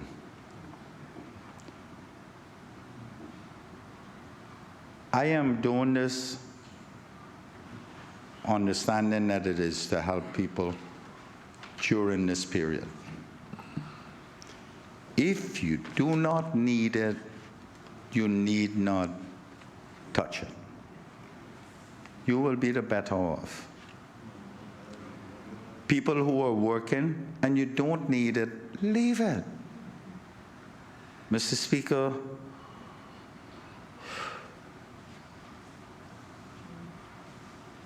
this is not the only rainy day. Mr. Speaker, we cannot, we should not go and draw down on your pension, whether it is active or lying there dormant for some years. We cannot sit down, apply for this, hoard it up, and then spend it on the car or something after this thing is over. Mr. Speaker, if you're working now, you shouldn't be no worse off than you were before the outbreak of, or the declaration of this pandemic. You really shouldn't be no worse off. And if we know that this is going to stretch out, the duration is uncertain, then we should recognize that we are skating on thin ice, and the only thing under thin ice is cold water. Let's not fall through. We have every responsibility to make sure we don't personally fall through that thin ice. The country is skating on thin ice. The world is skating on thin ice. But of course, all human beings' behavior are similar. We all have the same concerns. Let us exercise our good senses and responsibility, conscience. Let us go help each other. After Hurricane Ivan, I came to this honorable chamber and I hadn't bathed in 3 months. I had to do cowboy bath.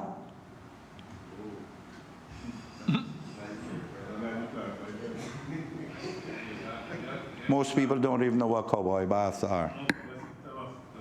No, I ain't telling you that. That we call wipe up. Mr. Speaker, I know people don't want to contract their way of life. No one would want to do that. It is necessary, just like after Hurricane Ivan. This one is even worse, like I said earlier. We have no place to go. We have no place to go. We cannot run someplace else. But I can tell this country that for a small country, we have done exceptionally well since this thing broke out. We have our shelter, we have food, we have everything. We have done exceptionally well. We have not reached that crisis point yet, that we can't find food to eat, we can't do this, we can't do that. It's a little patience. Yes, we are restricted in our movement. And all those who are talking about Bill of Rights and the right to move freely and the likes. Yeah, maybe, Mr. Speaker, maybe they may consider it encroachment on their movement in accordance with the Bill of Rights, but that's no absolute right. If you are going to affect someone else, we have the right to stop you through legislation. And that's what is being done. What were we to do? It may become unreasonable at some stage that we should no longer have that in place. But how long is that? If we don't know the situation, how long will it take? That is why I am proposing we start to ramp up the testing. The Premier has indicated he is I think it was 400 or 500 yesterday testing frontline staff, which was the beginning of this testing. But Mr. Speaker, in the absence of proper knowledge of this thing,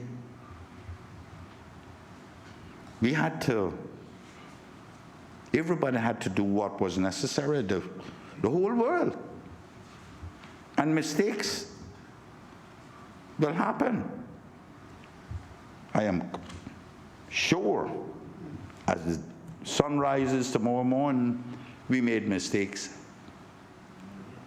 The government made plenty, but what were we to do? Of course we made mistakes. The Premier don't want to say he made plenty.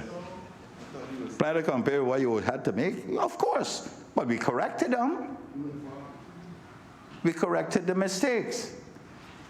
As everything is fluid, and we got to do what we have to do. Right now, we had to come into the legislature and make laws to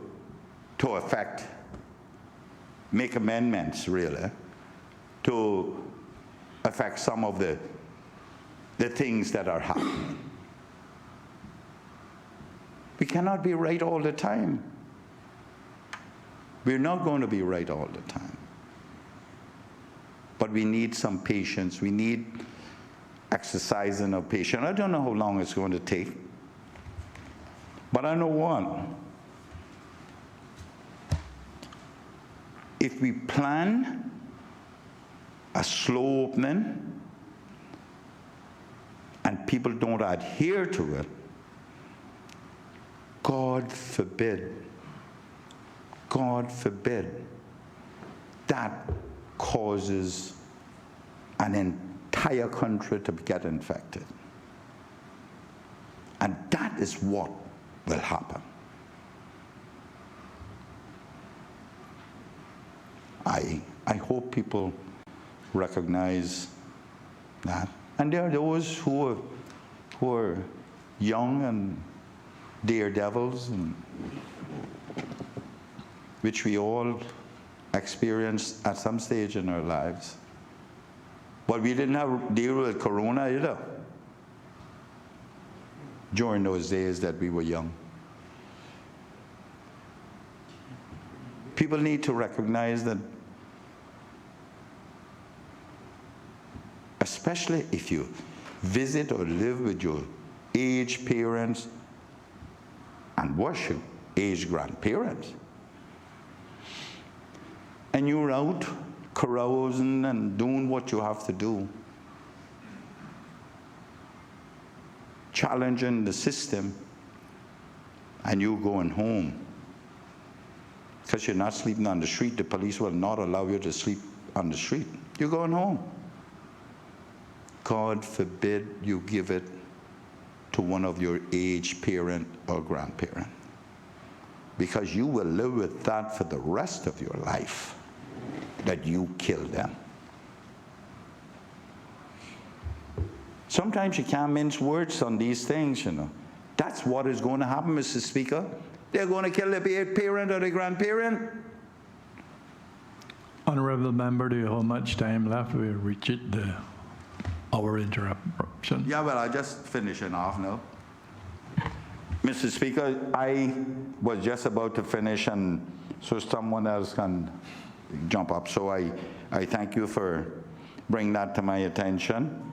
And I want to make sure the government knows that there are a couple of things that some of my other guys will talk about, but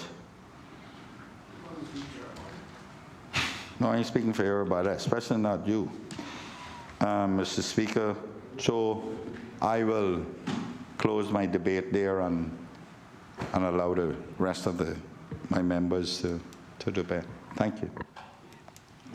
Honourable Premier, our interruption, suspension of standing order 10-2. Thank you, Mr. Speaker.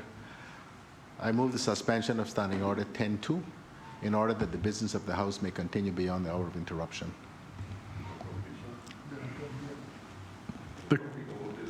The until the completion of the business on the order paper, Aye, for aye. clarity.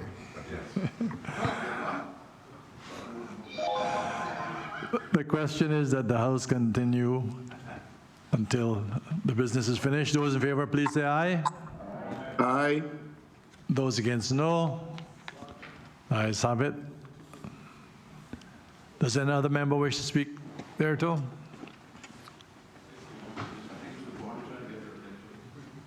I ain't gonna screen. My screen gone again. Mr. Speaker, a member from West Bay North. Yeah, I can't see it, but you can go ahead. My screen is blank again. Put this in some water. Please go ahead, member from West Bay. Mr. Speaker, these are unprecedented times, and the majority of people in this country are struggling.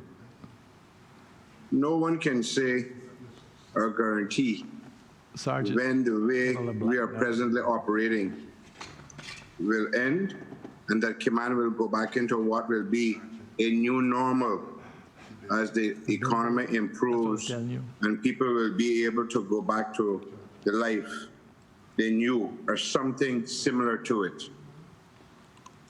Mr. Speaker, I have considered the reality and concerns expressed by our people, and especially my constituents. And Mr. Speaker, I not only see their pain, but I see their anxiety, I see their stress, and I feel their pain. Mr. Speaker, families as a whole, they're all very, they're under stress. They're feeling pressured. Mr. Speaker, it would be poor of me not to support any measure that will and can give our people some form of financial relief. Mr. Speaker, at a time like this, we have to do everything to help our people. But Mr. Speaker, however, we must not be irresponsible. We must accept these steps do not represent free money. And it is important to appreciate the fact that a pension is something we have to protect and treat with respect. It's for our old age. Mr. Speaker, the collapse out there in the marketplace once again shows that we must start to have some talks about our pension. Whether we should bring some of it home or bring all of it home, it has to be a discussion. There are many ways we can skin a cat. Mr. Speaker, anyone that does not need to use their pension, I will repeat what the Premier and what the Leader of the Opposition said. We should not apply or take it out. Think about the future carefully.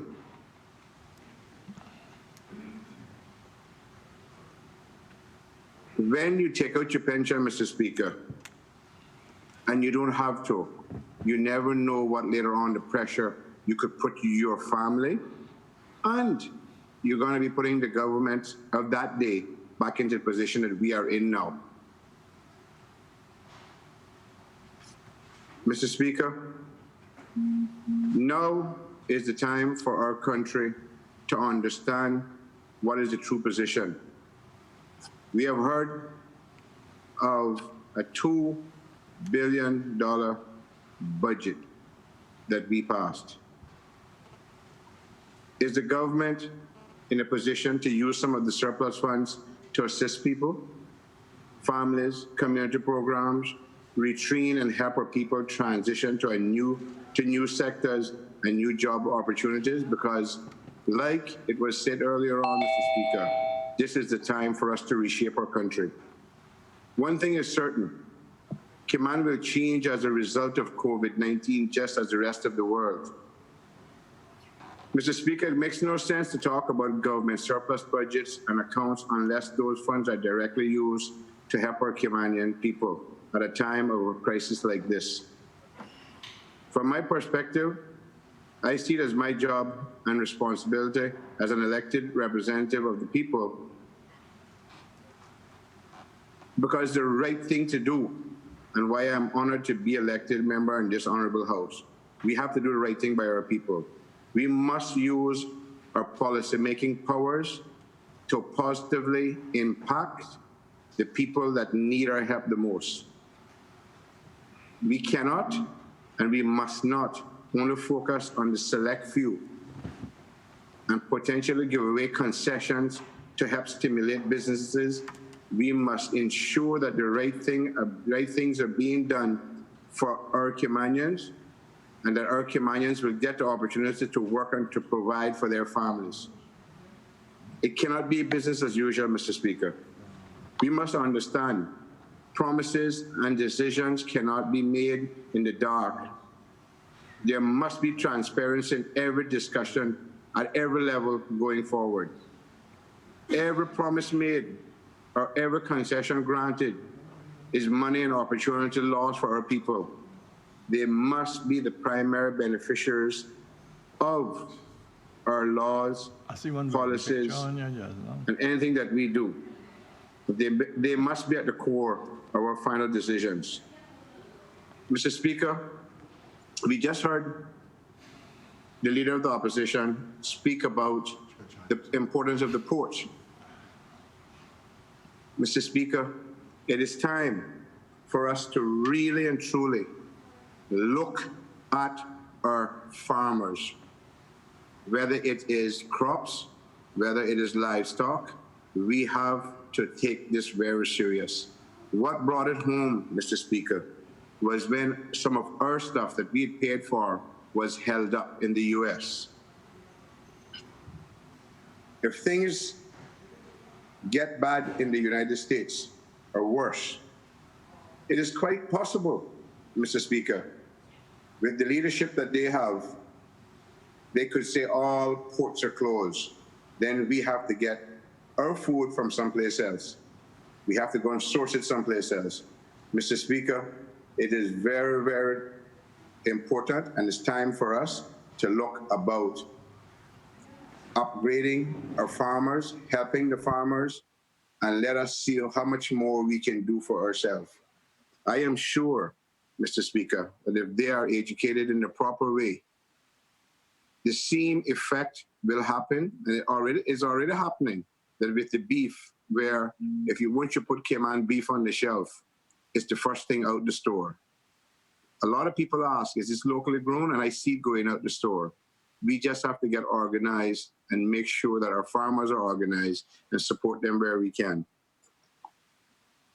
Mr. Speaker, with those few words, I too will be supporting this bill. Like the Leader of the Opposition said, I'm not one for going into the pensions, but something has to be done to ease the pain and pressure that our people are feeling, especially those that have no work. Let us all agree to put our Caymanian people first at a time when the need is the most. And right now, the need is the most. Thank you, Mr. Speaker, and God bless. Does any other member wish to speak? Big eye, you guys see me? The honourable member for Northside. I have no screen, so I have to keep looking. Thank you, Mr. Speaker. Can I have the thing? Mr. Speaker, I wish to make a contribution to this debate and raise some concerns I have with the changes that this bill seeks to make to the pensions law. National Pensions Law 2012 revision. First of all, Mr. Speaker, I trust that the changes proposed to the 2012 revision do not conflict with the 51 clauses that we changed in the 2012 bill in I think it was in 2016, because quite a number of changes, and I haven't had time to go through them and fit them back, and we don't have a revised law that currently incorporates those 51 clauses that were changed in 2016.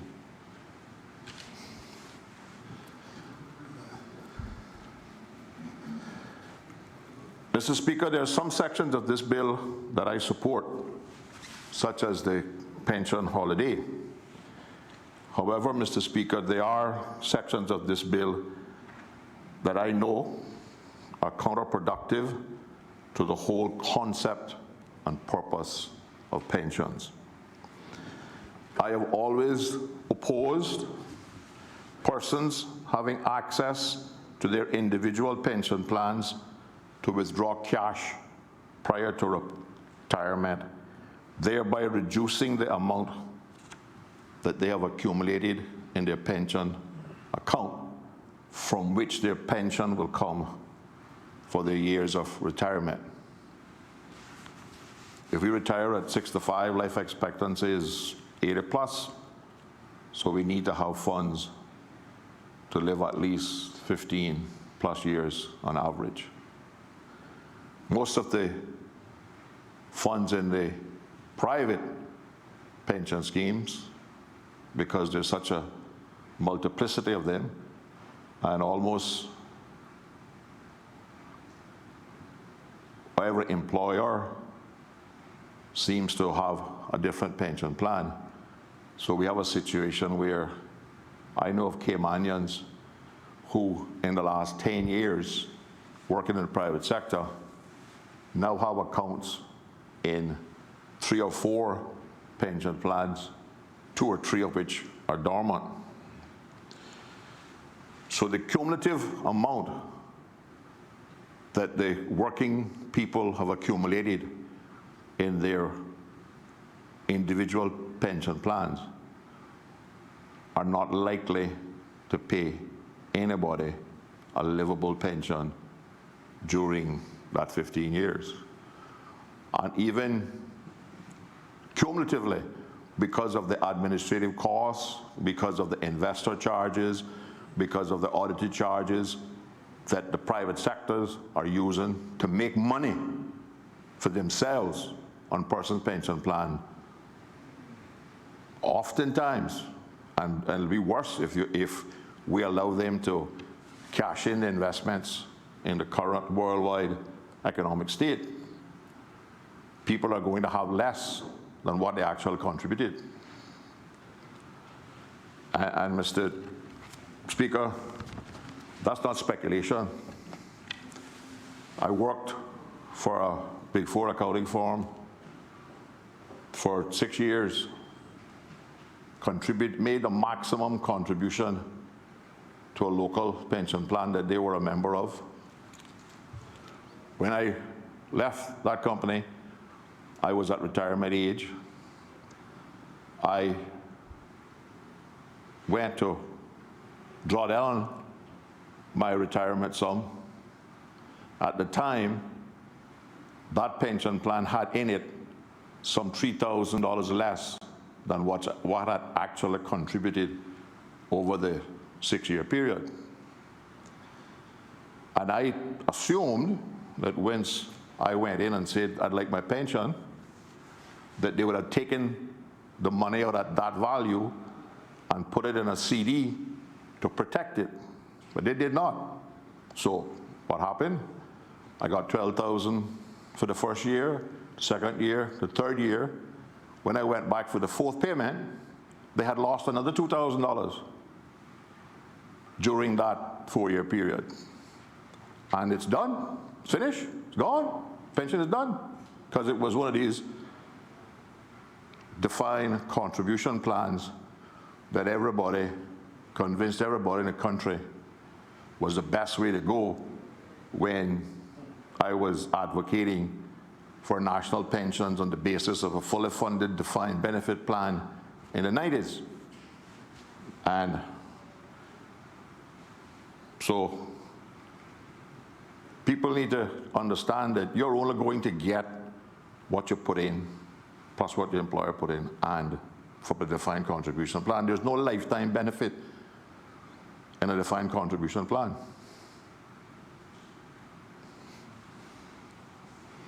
So, Mr. Speaker, let me try to offer some constructive comments on the clauses in the bill.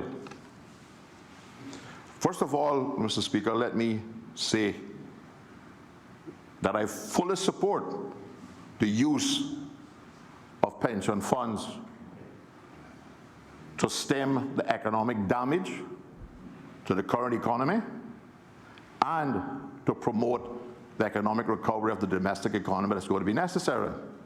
I just don't think the way to do that is to give cash withdrawals to individual people in a lump sum. This country is supposed to be one of the best financial centers in the world. That's what we do in this country. We put together financial deals for the world. Don't tell me we don't have the expertise here that we can, within 24 hours or less, put in place a system where the funds can be deposited at local financial institutions, and there's a scheme by which people can continue to receive their salary for the next 10 months. I'll go into that in a more detail later on. My concern with a lump sum withdrawal is that we're going to have 3 weeks of feast and 9 months of famine. Because we're all human beings. None of us, I mean, I speak about myself, right? I'm terrible at managing money. My grandmother told me a long time ago I would never be rich. And I asked her why. She said, do you know why, what makes people rich? I said, yeah, money. She said, yeah, but why? So I said, well, what do you mean, grandmother? She said, because they keep the money. Okay. And the son, you don't worry about that. Because you spend yours fast as you get it. All of us, human beings, we get a salary. Here we're getting a salary increase. So we say, okay, I'm living on $3,000 now, right? Get $3,500, I can save $500 a month. What happens? Never happened. Your expenses magically grow to consume your income. That's just human nature. And we give people this cash lump sum handout. It's going to be spent in short order. Even now that they don't have many places to spend it, I don't suspect that it's going to last for any extended period of time.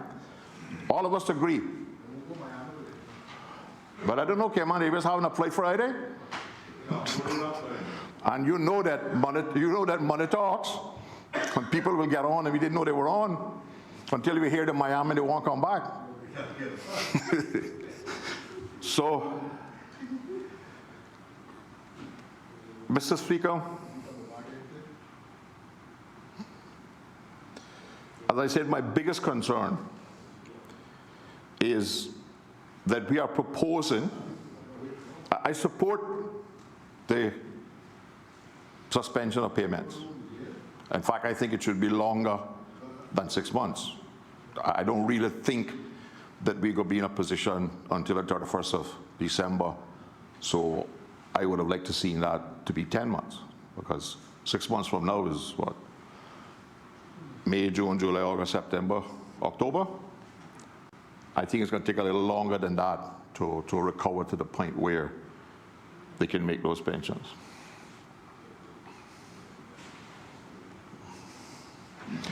Mr. Speaker, what is it we're trying to achieve?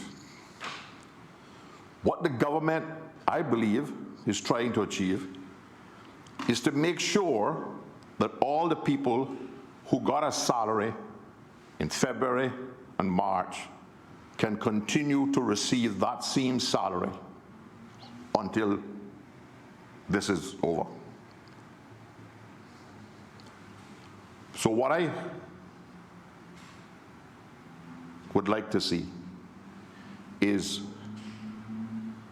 we've put together a scheme where cash is deposited in a local financial institution. Maybe we put 50, 60 million in. I don't know what the figure is, but we have the minds in Cayman that can work all these details out. And the banks that get that 15, 20-year deposit on a CD, you got long-term money, agree to pay the pensioner 0.5% interest. So they're not losing on their money. And all of the employers who are currently paying people in February and March have relationships with some bank. Whether they were paying them by sending a list and you get the money in cash and envelopes and you carry it back to your work site and you hand it out, or it was direct deposit, or you pay them checks. So we get the financial institutions having received this 15-year, 20-year money at 0.5% to agree to honor the salary payments of these companies that have been closed by the government as a result of COVID-19.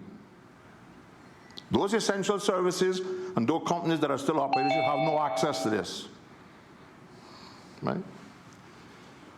And we allow that to happen up until the 31st of December. So everybody gets paid the salary that they were getting as their pay period, whether that was weekly, bi-weekly, or monthly, and they continue with their normal lives. Right? So when it comes to December the 31st, that advance is converted to a 5-year loan at 1%. Only allow the banks. Huh? The banks that are doing it now, you don't need to, they're doing it every day. They're managing their accounts every day. We don't need to do it, just make them do it. And make them convert that to a 5-year loan, only at 1% interest. And the first year, there's a moratorium of no interest and no principal payment. So we're giving the business people a 10-month period, 1 year and 10 months, to recover to where they can make that payment. And how do we sweeten it for the banks? We're talking about a 5-year loan for salaries. But the money is there for 15 or 20 years. So they have those 15 years to use that same money at their regular commercial profit rates. Because, as I understand it, what happens in the local financial institutions now, and again, I'm not a banker, I'm not an accountant. Somebody comes here and deposits a couple of $100,000 for 3 months. I go in the next day and I won't borrow it for 10 years. So there's a huge risk. There is no risk to the banks on this pension money because it's on a 15-year deposit and they can lend it for 10 years easily. So they will make their normal excessive profits that they make on the backs of poor people for 15 years, having agreed to manage this program for 5 years. And it's easy to prove who should be entitled to this. And what, because you get, that way you do, it's not, you're not relying on the individual to manage their money except their period of pay money. The same thing they're doing normally now. But if we're going to give somebody $10,000 up to $60,000 from their pension funds, based on the formula proposed in this bill, you can get from 0 to, I would think, 50, 60,000, depending on what your pension is valued over the last 20 years. And we're asking them, 98, and we're asking them now to somehow manage that. Yep. Right? So all the business person has to do is submit his February pay slip to his bank, keep all his people employed, and pay them on the normal period of pay. Because what we, as legislators, I'm hoping, are trying to do is to put in place a scheme that allows the people who are now not receiving a salary to continue to get a salary until we get over this COVID-19.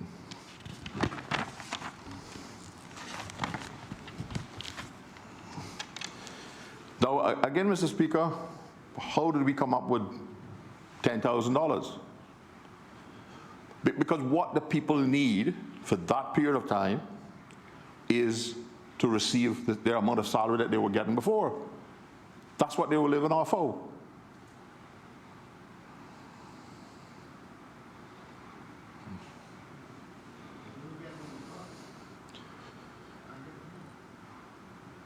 And Mr. Speaker, while I don't support the drawdown, and even though I may vote for the bill in the third reading, I certainly intend to vote against Section 5 in the committee stage, unless there are some changes made to it. But certainly, as most of the people out there, I believe now, have accounts in more than one plan, anybody who is going to make a drawdown should draw down the money from the dormant plan. Because the normal expectation would be that you stay with the employer that you're currently with. So if you have 2 other plans out there that are dormant, take that money, but leave your current pension intact. And I have a question for the AG and the Premier on who qualifies, because I haven't figured it out. I may have figured it out wrong the way I read the bill. Let's take up, for instance, that I worked in the private sector for 2 different companies. I have 2 dormant pension plans in the private sector, but I am currently employed by government. Can I, because I believe the law says any member of the plan, as a member of either of those plans, withdraw that money? Or am I prohibited because I am a public servant at this current time? Okay, I thought you could, but I just wanted that confirmed. So a person in that situation could access the dormant accounts in the private sector, not in the government pension plan, but they could access the dormant accounts in the private sector and draw down whatever the formula agrees then. Okay. That's what I interpreted, but I'm not a lawyer like you see, so you know. And you know your lawyer has, your law, the lawyers read laws different, right? So that, you know, depending on how much you're paying, which one, what interpretation you get. And then we rely on judges to make the final arbitration. But anyway.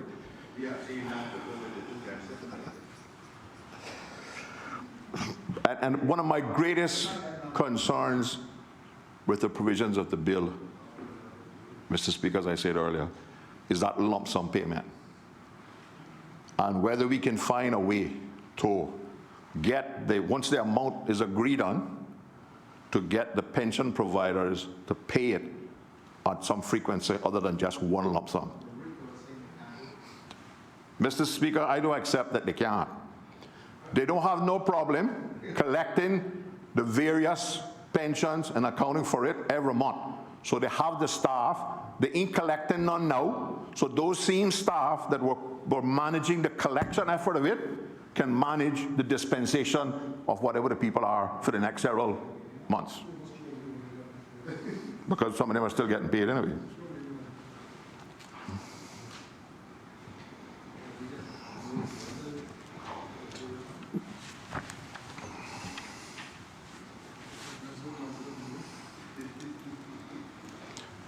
Because, Mr. Speaker, what are we going to do when the money is spent by these people who got a lump sum? I don't think the government can afford to pick them up in NAU. But there's going to be no alternative.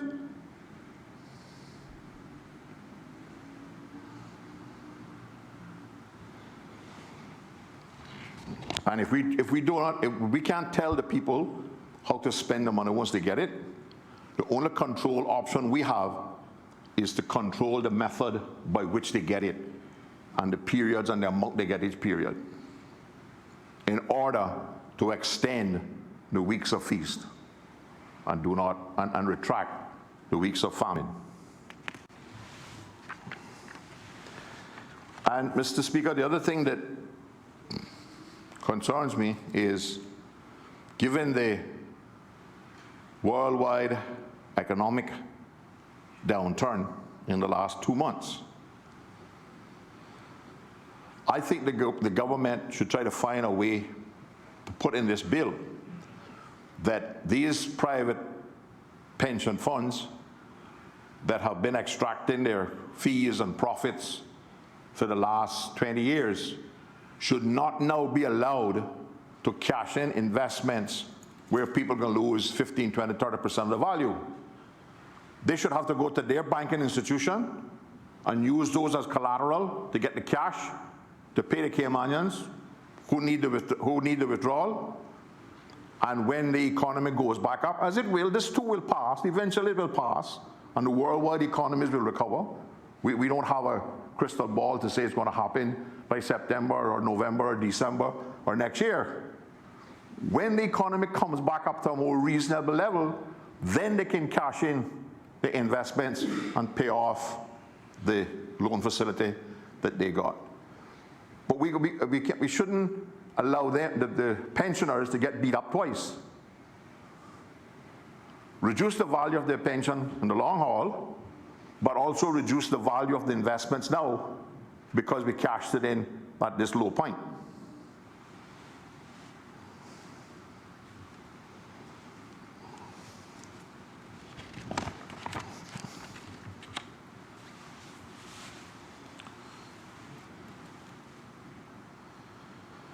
Mr. Speaker, I also have some concerns about the 45 days that the pension providers, and I'm sure that this is their idea, because I don't have a very friendly relationship with them going back to the 90s. Because that's just too long. That cannot be justified. We're not talking here about sending a man to the moon. We're talking about somebody has an account that you've been managing for the last 20 years that has X amount of dollars in it, and if it's less than $10,000, the whole thing coming out. There's no calculation to be made on that. It's all gone. It's all coming out. If it's more than, you get 25% more than that. Again, that should be done in an hour. You should be able to go into the pension, to email the pension and tell them what your account is. I want to draw it down. This is the reason I qualify. This is the attached paperwork. And you get an email back in an hour saying it's approved.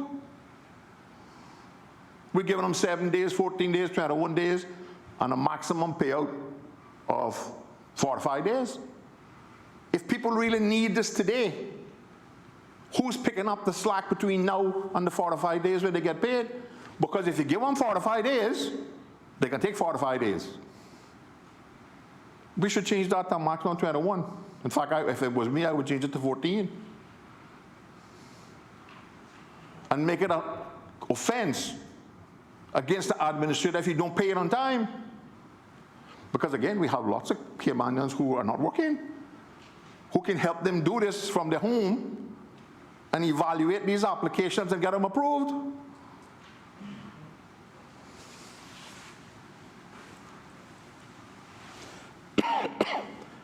Another smaller concern I have, Mr. Speaker, is that under section 521.15d, it says other information which the director may reasonably require.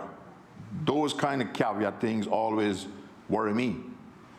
I think the A, B, and C are good enough, and I can't think of anything that, and certainly I would want him to have to go back to the government and get it approved through some kind of regulation, as opposed to him just sitting down and deciding that I'm going to want, some people here that I can't prove I'm Caymanian unless I get, 5 letters from my grandparents, right? So we don't want them to introduce anything that is an extra burden for Caymanians to have to prove that in order to get this money. So I'm a little bit concerned about that, and I would ask that we look at that in the Finance Committee. I mean, in the Committee on the Bill. Mr. Speaker, the other thing that bothers me is the amendment to 95-2, where the regulations are made or not subject to a formative resolution. I don't have a problem with that if those regulations expire with, or if that provision expires with the law on the 30th of November. But I have real concern if that provision lives on and there is no longer the requirement for any government who wants to make regulations under the National Pensions Law to have an affirmative motion in Parliament. Because that's the only way that the pensioners and the public know what changes are being made. Because if we look at the history of the regulation of these private pension plans in Cayman, it's horrendous. I mean, we have not a report in this Parliament now for years on what's going on. We did this in 2010, 10 years ago, to allow people to pay off mortgages, to buy land, and a couple other things. That drawdown required that you had to start paying it back the month after. It would be interesting to see a report from the director of how many people who drew down money have actually paid back anything. Because as I recall, the last time we questioned it through Public Accounts Committee, I think the indication we got, there was something like 80% of the people who draw down who hadn't paid back a lot. And the majority of the people who got that relief are still in trouble today with their banking institutions. Because even those who paid it off went back and got another mortgage. And now they can't pay that one. So this quick cash lump sum money is attractive. It seems like a quick, reasonable solution, but it is fraught with a lot of problems. And I don't know of any instance in any country where this similar kinds of things was done that it really helped the pensioner in the long run. And part of putting the money invested in the local financial institutions, because, Mr. Speaker, we are going to need cheap money, long-term money, in order to restore the domestic economy in this country and to increase the domestic economy, because that's what we're going to have to rely on to a large extent, certainly for that portion of our economy which contributed through tourism. We're going to have to replace that with some kind of increases in the domestic economy. Otherwise, we're going to be in serious trouble for a long time. And we should be able to offer concessionary loans to agricultural development, farmers, etc., so that we can be better at producing our own food locally and stuff like that. And for other Caymanian businesses that can be developed, because what built Cayman, was Caymanian entrepreneurship. That's what built Cayman. These people that come here now and are raking the cream off the crop and taking it all because they find reasons to sideline the Caymanian entrepreneurs, etc., etc. We need to get back to where we have funds available locally. And the only place that these funds are going to be able to come from is from pension plans, from local pension plans. Because the mantra of attracting inward investment through concessions ain't gonna have much hope in the next year or so. So we need to have money that Caymanians can have access to develop businesses for many months. We could take care of the tourism sector, particularly the Caymanian-owned companies who do the tours and all that kind of stuff, that they get their salary if we put the pension in like this. And we promote staycations, we promote Caymanians going to Stingray City. The majority of Caymans have never been to Stingray City. Because if I go and tell one of them tour operators I want to go, it's $65, although the cruise ship only paying them 10. The cruise ship is selling for 65, you know, but the tour operator only getting 10. But they don't sell it to the Caymanians at 10. The same thing with the government-owned turtle farm, right? If you and I go there, it's about $45, but the cruise tourist was paying them what we found in Finance Committee, $12, $14. We're going to have to rely on Caymanian businesses to keep those places functioning. And we can do it at $10, $15. If the tour operators, the Stingray City, did it for $15 for Caymanians, they would be making $5 more than making now. So we have to find innovative ways to bring back the domestic economy. And I just don't happen to think, Mr. Speaker, that the best way to do this is to give individuals cash lump sum payment for them to manage their accounts over an extended period of time. So, Mr. Speaker, as I said, I will raise some more specific suggestions in the committee stage on the bill, and if I can get some changes, I will vote for those clauses in committee. If I can't, I'll vote against the clauses in committee stage, and then I'll have to determine whether I can vote for the bill on the third reading. Thank you, Mr. Speaker.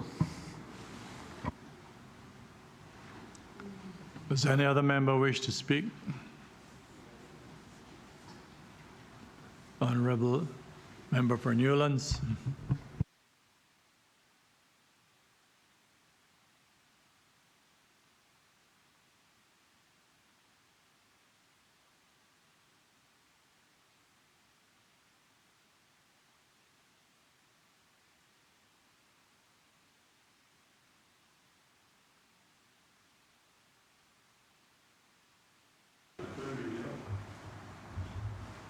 Thank you, Mr. Speaker. Speaker, I also wanted to give a brief contribution to this debate. I'm quite aware that there are literally hundreds of people watching this debate this evening, anxiously waiting for the end result. So I'll try not to be too long, because I wouldn't want to be the reason why they had to wait to hear what we were doing. But Mr. Speaker, I did have some observations and comments to make with regard to the bill. And I'll start off with some of the more technical ones, because I do have concerns with not really what we're trying to do here, but what the end result will be if we don't get it right. But, Mr. Speaker, the clause 5 in the bill talks about, in 5(2)(i)(1), it talks about the qualifications to actually make a withdrawal from your pension fund. And I will note that it says one of the requirements, A, is that the person has to presently be in the islands. Now, I understand why that was put there. However, there's one important aspect of our population, well, not population, but our people, that we may have omitted in doing that, because we do have, and I hear the Honorable Minister for Health talk about the Caymanian diaspora whenever he addresses the people at the daily press briefings. And there are those Caymanians, Mr. Speaker, who live overseas. And because this is a global pandemic, those Caymanians are in similar situations to what we face here and are in no lesser need. So maybe some consideration could be given to those Caymanians. I know I've actually been contacted by a few of them who, like us, are going through difficult times. And while we acknowledge them as Caymanians, part of the Caymanian diaspora, we we're not doing very much to assist them with this bill if we exclude them. So I will put that forward as a suggestion, that maybe we need to think about that aspect of it. I quite understand why we put there present in the islands. However, this pandemic is not restricted to just the Cayman Islands. So, Speaker,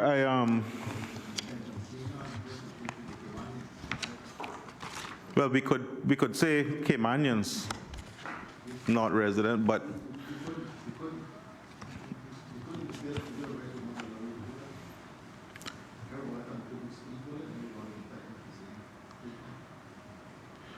as I said, Mr. Speaker, I raised it because I have been contacted by quite a number of Caymanians living abroad who are in dire needs of some assistance. It would be up to the majority of this honorable House to decide how we deal with that. And I'm not raising it, Mr. Speaker, to be troublesome, but I think it's my responsibility to pass on the message, because people were quite animated and emotional when they contacted me about it as well. Mr. Speaker, in looking at the timeline involved in actually dealing with the disbursement of these funds from the pension accounts, I also had some concerns because in clause 552I8, it spells out the process involved, Mr. Speaker. And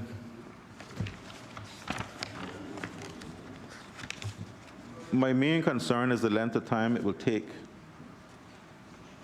to be able to actually, as an applicant, receive your cash, receive your money. And I'll step through it. The process is outlined as this. The applicant would notify, once you apply, the administrator would notify the applicant of receipt of the application, and that has to be done within 7 days. And the administrator would then notify the applicant of the decision to approve or deny, and that can take up to 14 days. And then if approved, the funds would be issued via check or direct deposit, and that could take 45 days. So in total, you could potentially, by law, be waiting 2 months to receive the funds. If it's not approved, you won't technically have to know until 14 days after. Again, I understand the concerns of the administrators, and I know that they may want some flexibility in the law. But, Mr. Speaker, we have to think about the purpose of these withdrawals. These withdrawals are being permitted in the law as a way of offering relief to individuals who currently are in dire need of it. And unfortunately, 66 days is what it adds up to. Maybe a bit too long. And what I would do is implore this honorable House to reconsider those and think about amending those. I understand that we don't want to put the administrators in any problems. However, in this day and age of technology and computers and software, I am pretty sure that some efficiencies can be found somewhere that we could tighten that up to at least cut it down to 1 month. I think that would be acceptable for all involved. But 2 months for somebody who currently right now has no income, has no wherewithal to feed their family. And in many families, Mr. Speaker, mother and father are not working, and have had to make deals with their employer to keep them employed, but reduce their wages significantly. Mr. Speaker, we also have situations where we have single parents, single mothers, who are again in dire straits and have to struggle through this And in many situations that I'm aware of, they're not getting that spousal support because, for whatever reason, the father is not able to contribute now as well. So we're looking at providing relief, Mr. Speaker, and I think 66 days is pushing the envelope a bit. Mr. Speaker, one member did remark that, we are living in unprecedented times, and we're in a situation where we're not going to know exactly what the right decisions are automatically. There's going to be a lot of discussion and contemplation.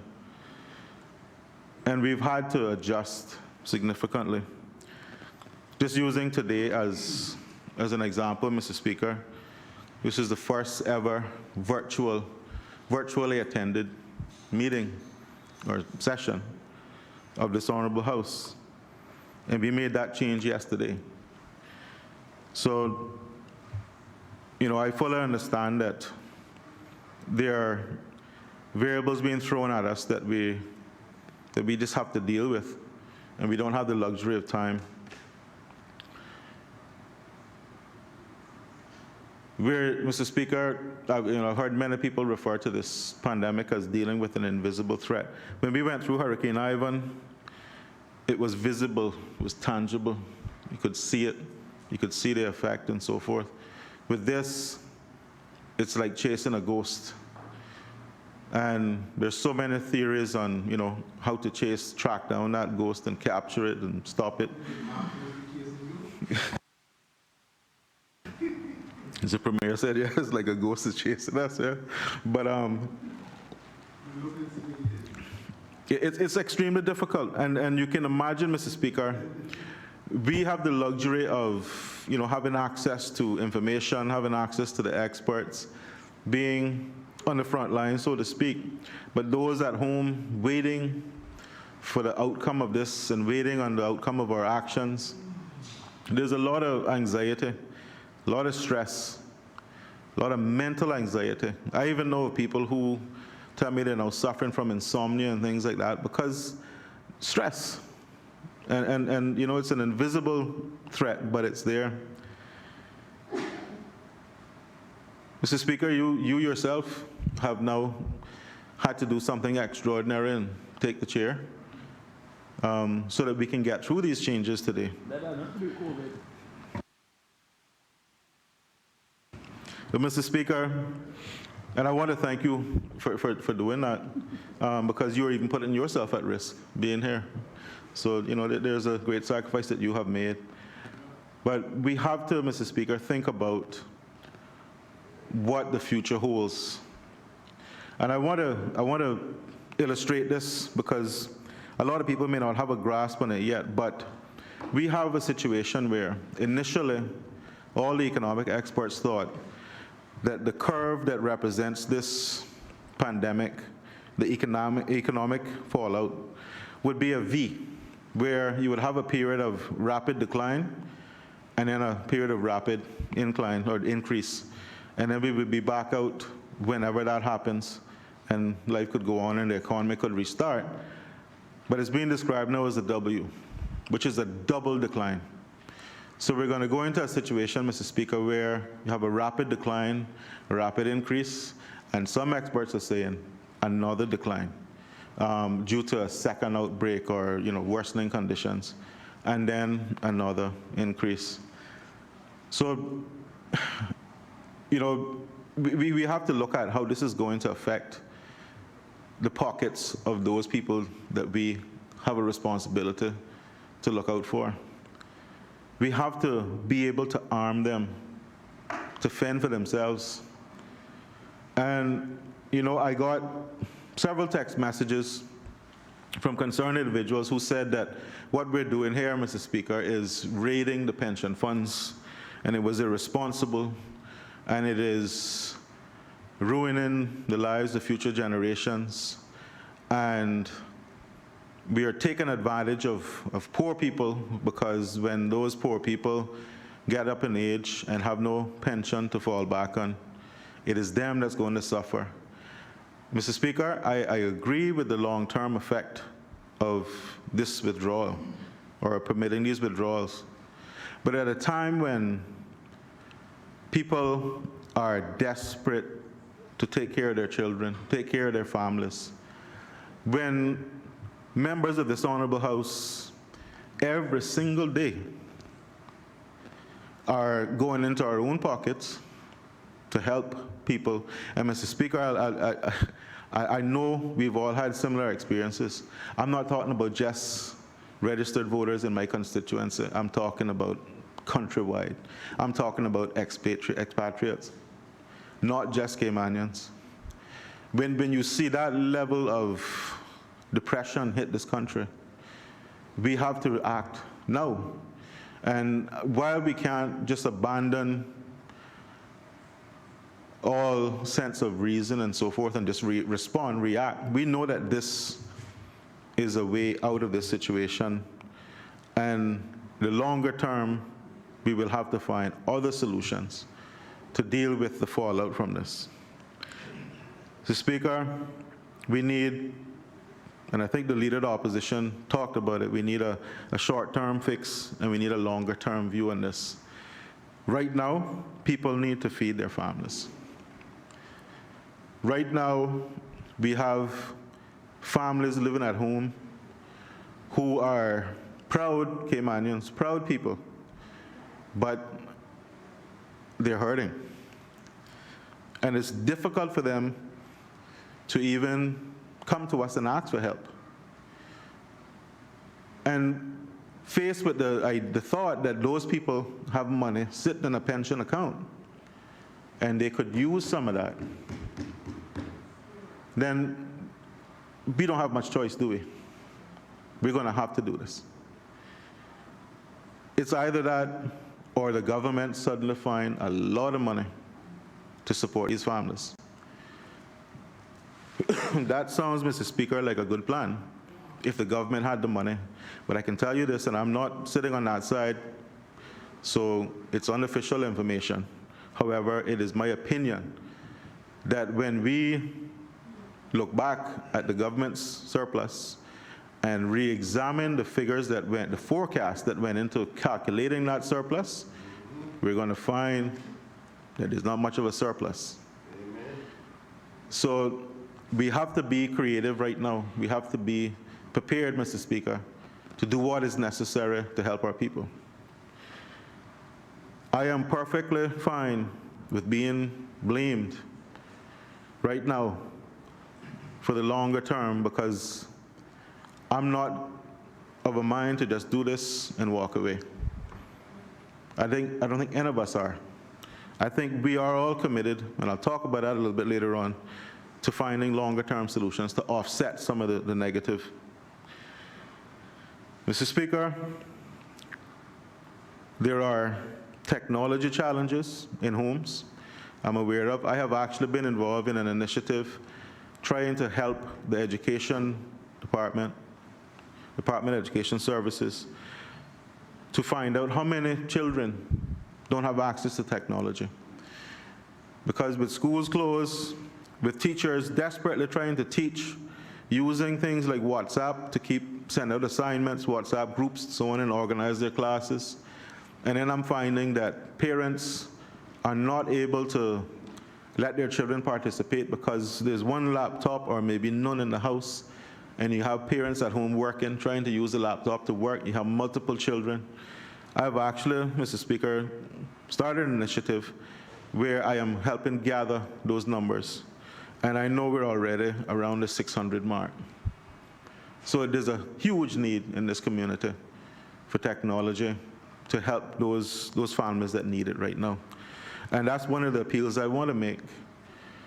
The same way that the Honorable Leader of the Opposition talked about some of those that have come here or that set up businesses here and been very successful.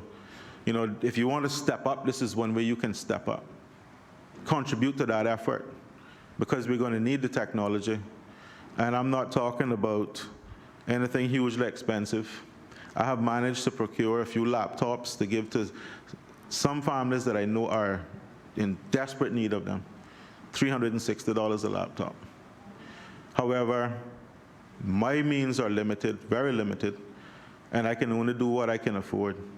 But a bigger initiative from those here in this country who have the means, Mr. Speaker, would be greatly appreciated at this point in time. So I'm asking them to step up. They don't have to do it for acknowledgement, but they can do it for this country. Mr. Speaker, my office, my constituency office is inundated right now. We have been assisting with helping people get food, water, medicine, complete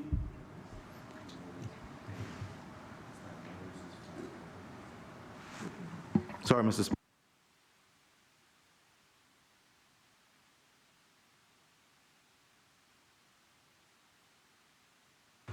We have been helping with NAU applications, Mr. Speaker. And not just Caymanians, anybody that crosses our door. We try to assist. And I want to thank our PA in our office, Nikita Jackson, for all her efforts at this point in time. But Mr. Speaker, it is thus unsustainable for individuals to keep doing that. We all purchase the supermarket cards and we give them to who we have to give them to, and we help as many as we can. And during normal times, that is enough. But right now, this problem is too big. We have to make sure people have the ability to help themselves. We can't turn people away and tell them that just throw our hands up and say we can't help them, Mr. Speaker. So this withdrawal is going to help. But Mr. Speaker, I don't want to say that, and I don't want to buy into the notion that once people get this money, that they're not going to use it wisely. You know, there are those who will probably do that, but I'm thinking about a more optimistic view. Whereas somebody who knows that there's no end in sight yet for this pandemic, and they're not quite sure exactly when things are going to ease up, when they can get back to work, and they know they have this lump sum in their bank account, I'm pretty sure they're going to create a monthly budget. And they should treat it as if it was their payroll coming in. So each month you know you have X amount that you can use, and you live on that. Don't run out and buy a car. Don't run out and spend it crazily, but be responsible with it. But there are lots of people who know that. There are lots of people who understand that this is an uncertain future. And when they get this little bit of relief, there might be those parents who go out and buy that laptop for their child. You know, it might be as simple as that. Or get home internet installed, something. Because right now, they can't afford it. One thing I'm suggesting that people start to look into is that if they do get a little relief financially, start looking at online courses and certifications.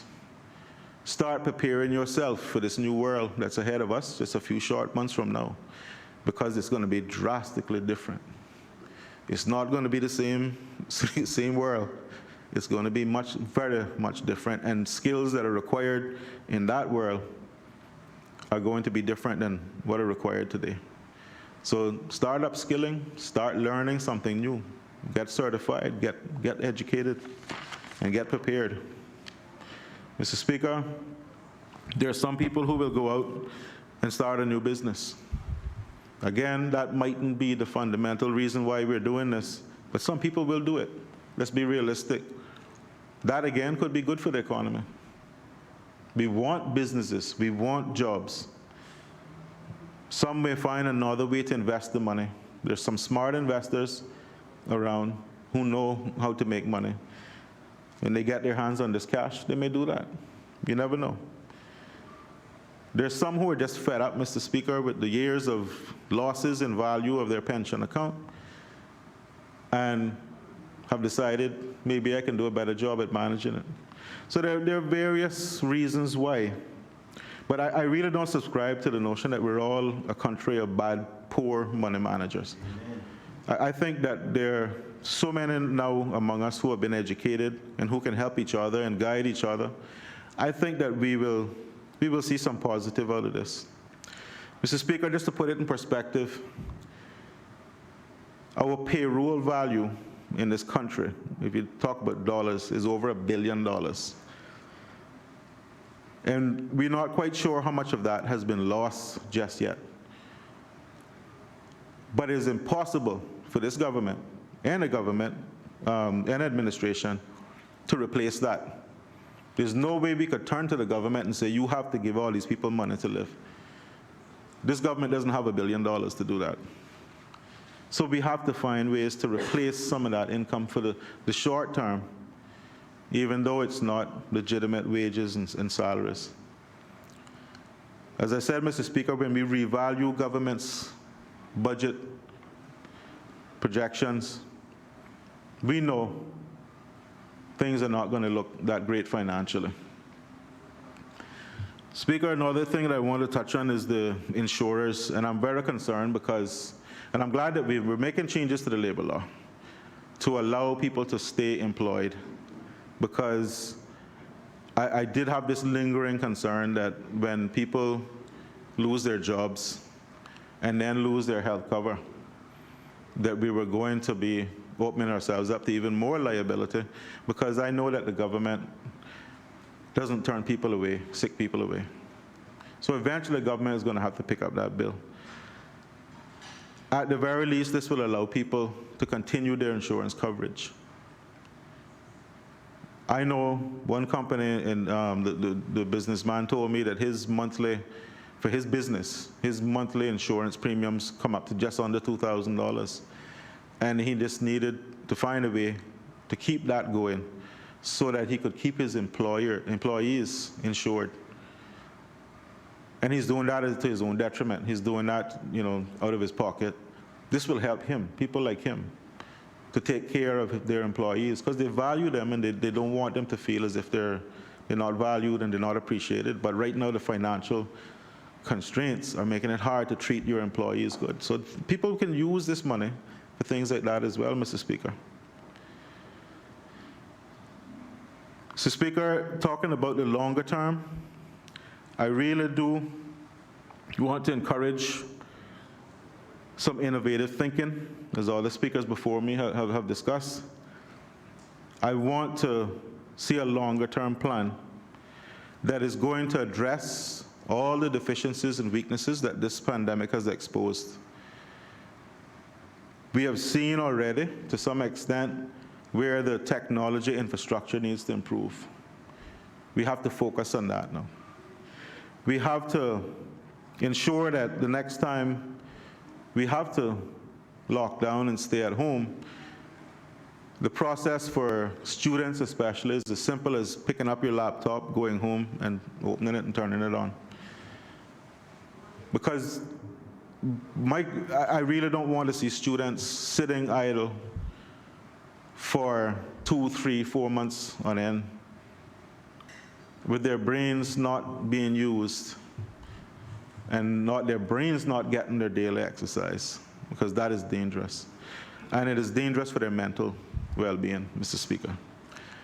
I know of some kids now who are in that situation who are showing signs of depression. Some are showing signs of aggression. Sorry, Mr. Speaker. And that is the level of conversation I have with my constituents now. When parents call me, mothers call me, that's what we talk about. We don't just talk about the pandemic, we talk about the effect it's having on their children and their mental well-being. So we have to be prepared next time around. I want to see next time around that we have to deal with this, that we have an online learning platform for all the government schools, so that a student, whether you are in a pandemic or not, once you get home, you can log in to a portal, you can see all your assignments, you can see your grades, you can see what is expected of you, you can have discussions with your classmates, all your projects are there available. It's a technology-based environment, learning environment that never switches off. So Just because you're in school 8:30 till 3 o'clock or whatever it is, that doesn't mean that your learning experience ends at 3 o'clock. And that's what we need to do, Mr. Speaker. We need to extend the classroom into the home permanently, so that the next time around we have to do something like this, it is automatic. Mr. Speaker, in the same way that the financial services industry has been able to, almost without blink of an eye, continue operating, that's a model that we need to look at. It's a model I'm familiar with, but their business continuity planning has been perfected, and I know that from working in the financial services sector, that was a high priority focus for many years because of hurricane threats.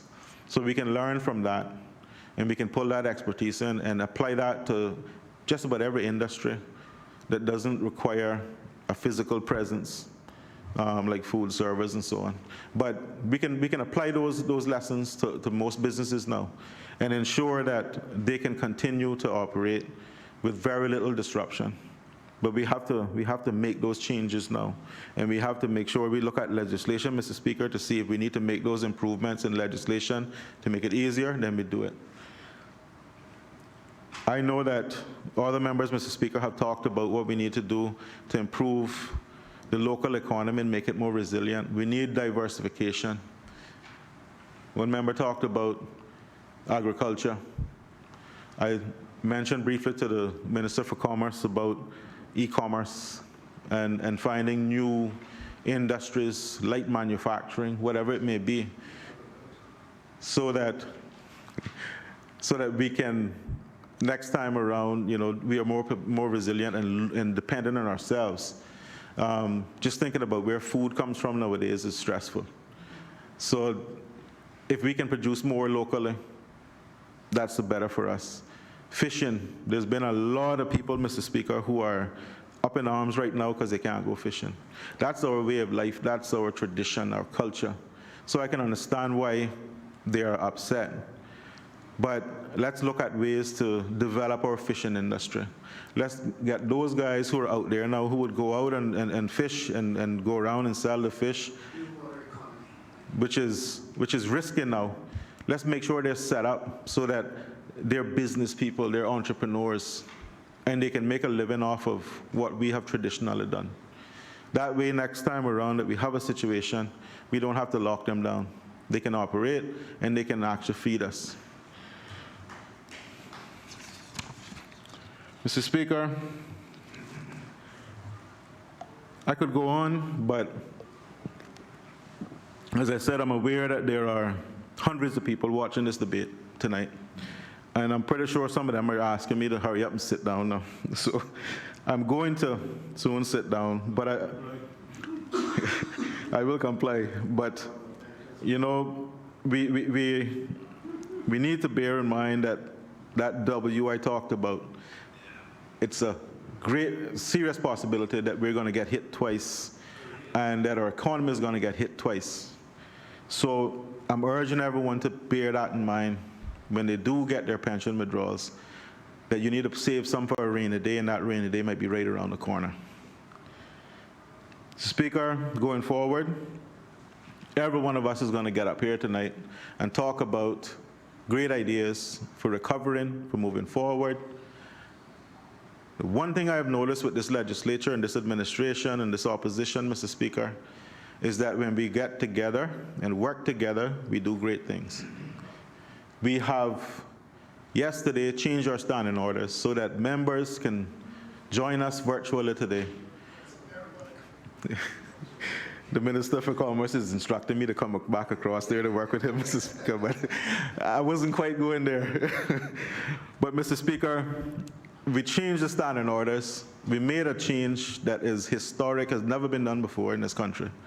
And now we're able to have colleagues join us virtually so that we can work on this problem together. When we made the constitutional changes, Mr. Speaker, I talked about this before, we went to London together and we worked together. The former leader of the opposition and the Premier did that together with their supporting members. And sitting at that table, we were unified. What I am suggesting, and I know many seasoned politicians will tell me that it's a utopian type dream and I shouldn't approach it that way, but I like to think that times are changing and we're adapting. We have select committees of this House, special committees, who can be tasked with doing special jobs. We did one yesterday, change the standing orders. My suggestion going forward is that we form a special committee of this House, made up of members on both sides. Doesn't have to be me, but let's sit down together and look at these problems together. I think that is the only way that we are going to come out of this with a certainty that we have done what is in the best interests of our people and this country. If we don't adopt that approach and we come in here with one side making a proposal, the adversarial nature of the politics that we have employed is going to make us fight about it. And we don't want that. Let's sit in a committee and agree things together, come to this House, cut the debates down to 10 minutes each, and vote on things and pass them through, because at this point in time, our people don't want to hear the bickering. They don't want to hear the shouting across the aisle. They don't want to hear the arguments. Their problems are too great. So I am willing, I know my opposition colleagues are willing to work together to pull us out of this together, and we're going to need all the help we can get. Let's not underestimate what faces this country. So with those few words, Mr. Speaker, and in solidarity with the government, I will vote for this bill, and I hope that the few suggestions I've made will be taken on board. Thank you. Does any other member wish to speak? The honourable member for Bordentown West.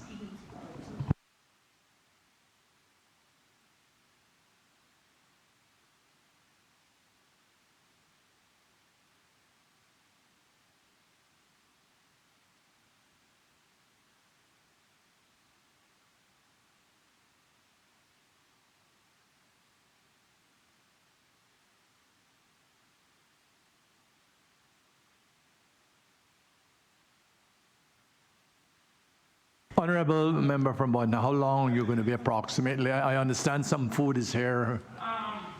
Maybe 20 minutes or so. Morning, you can go eat now. We'll take a break. We'll resume at 7. Thank you. Or before. Yep.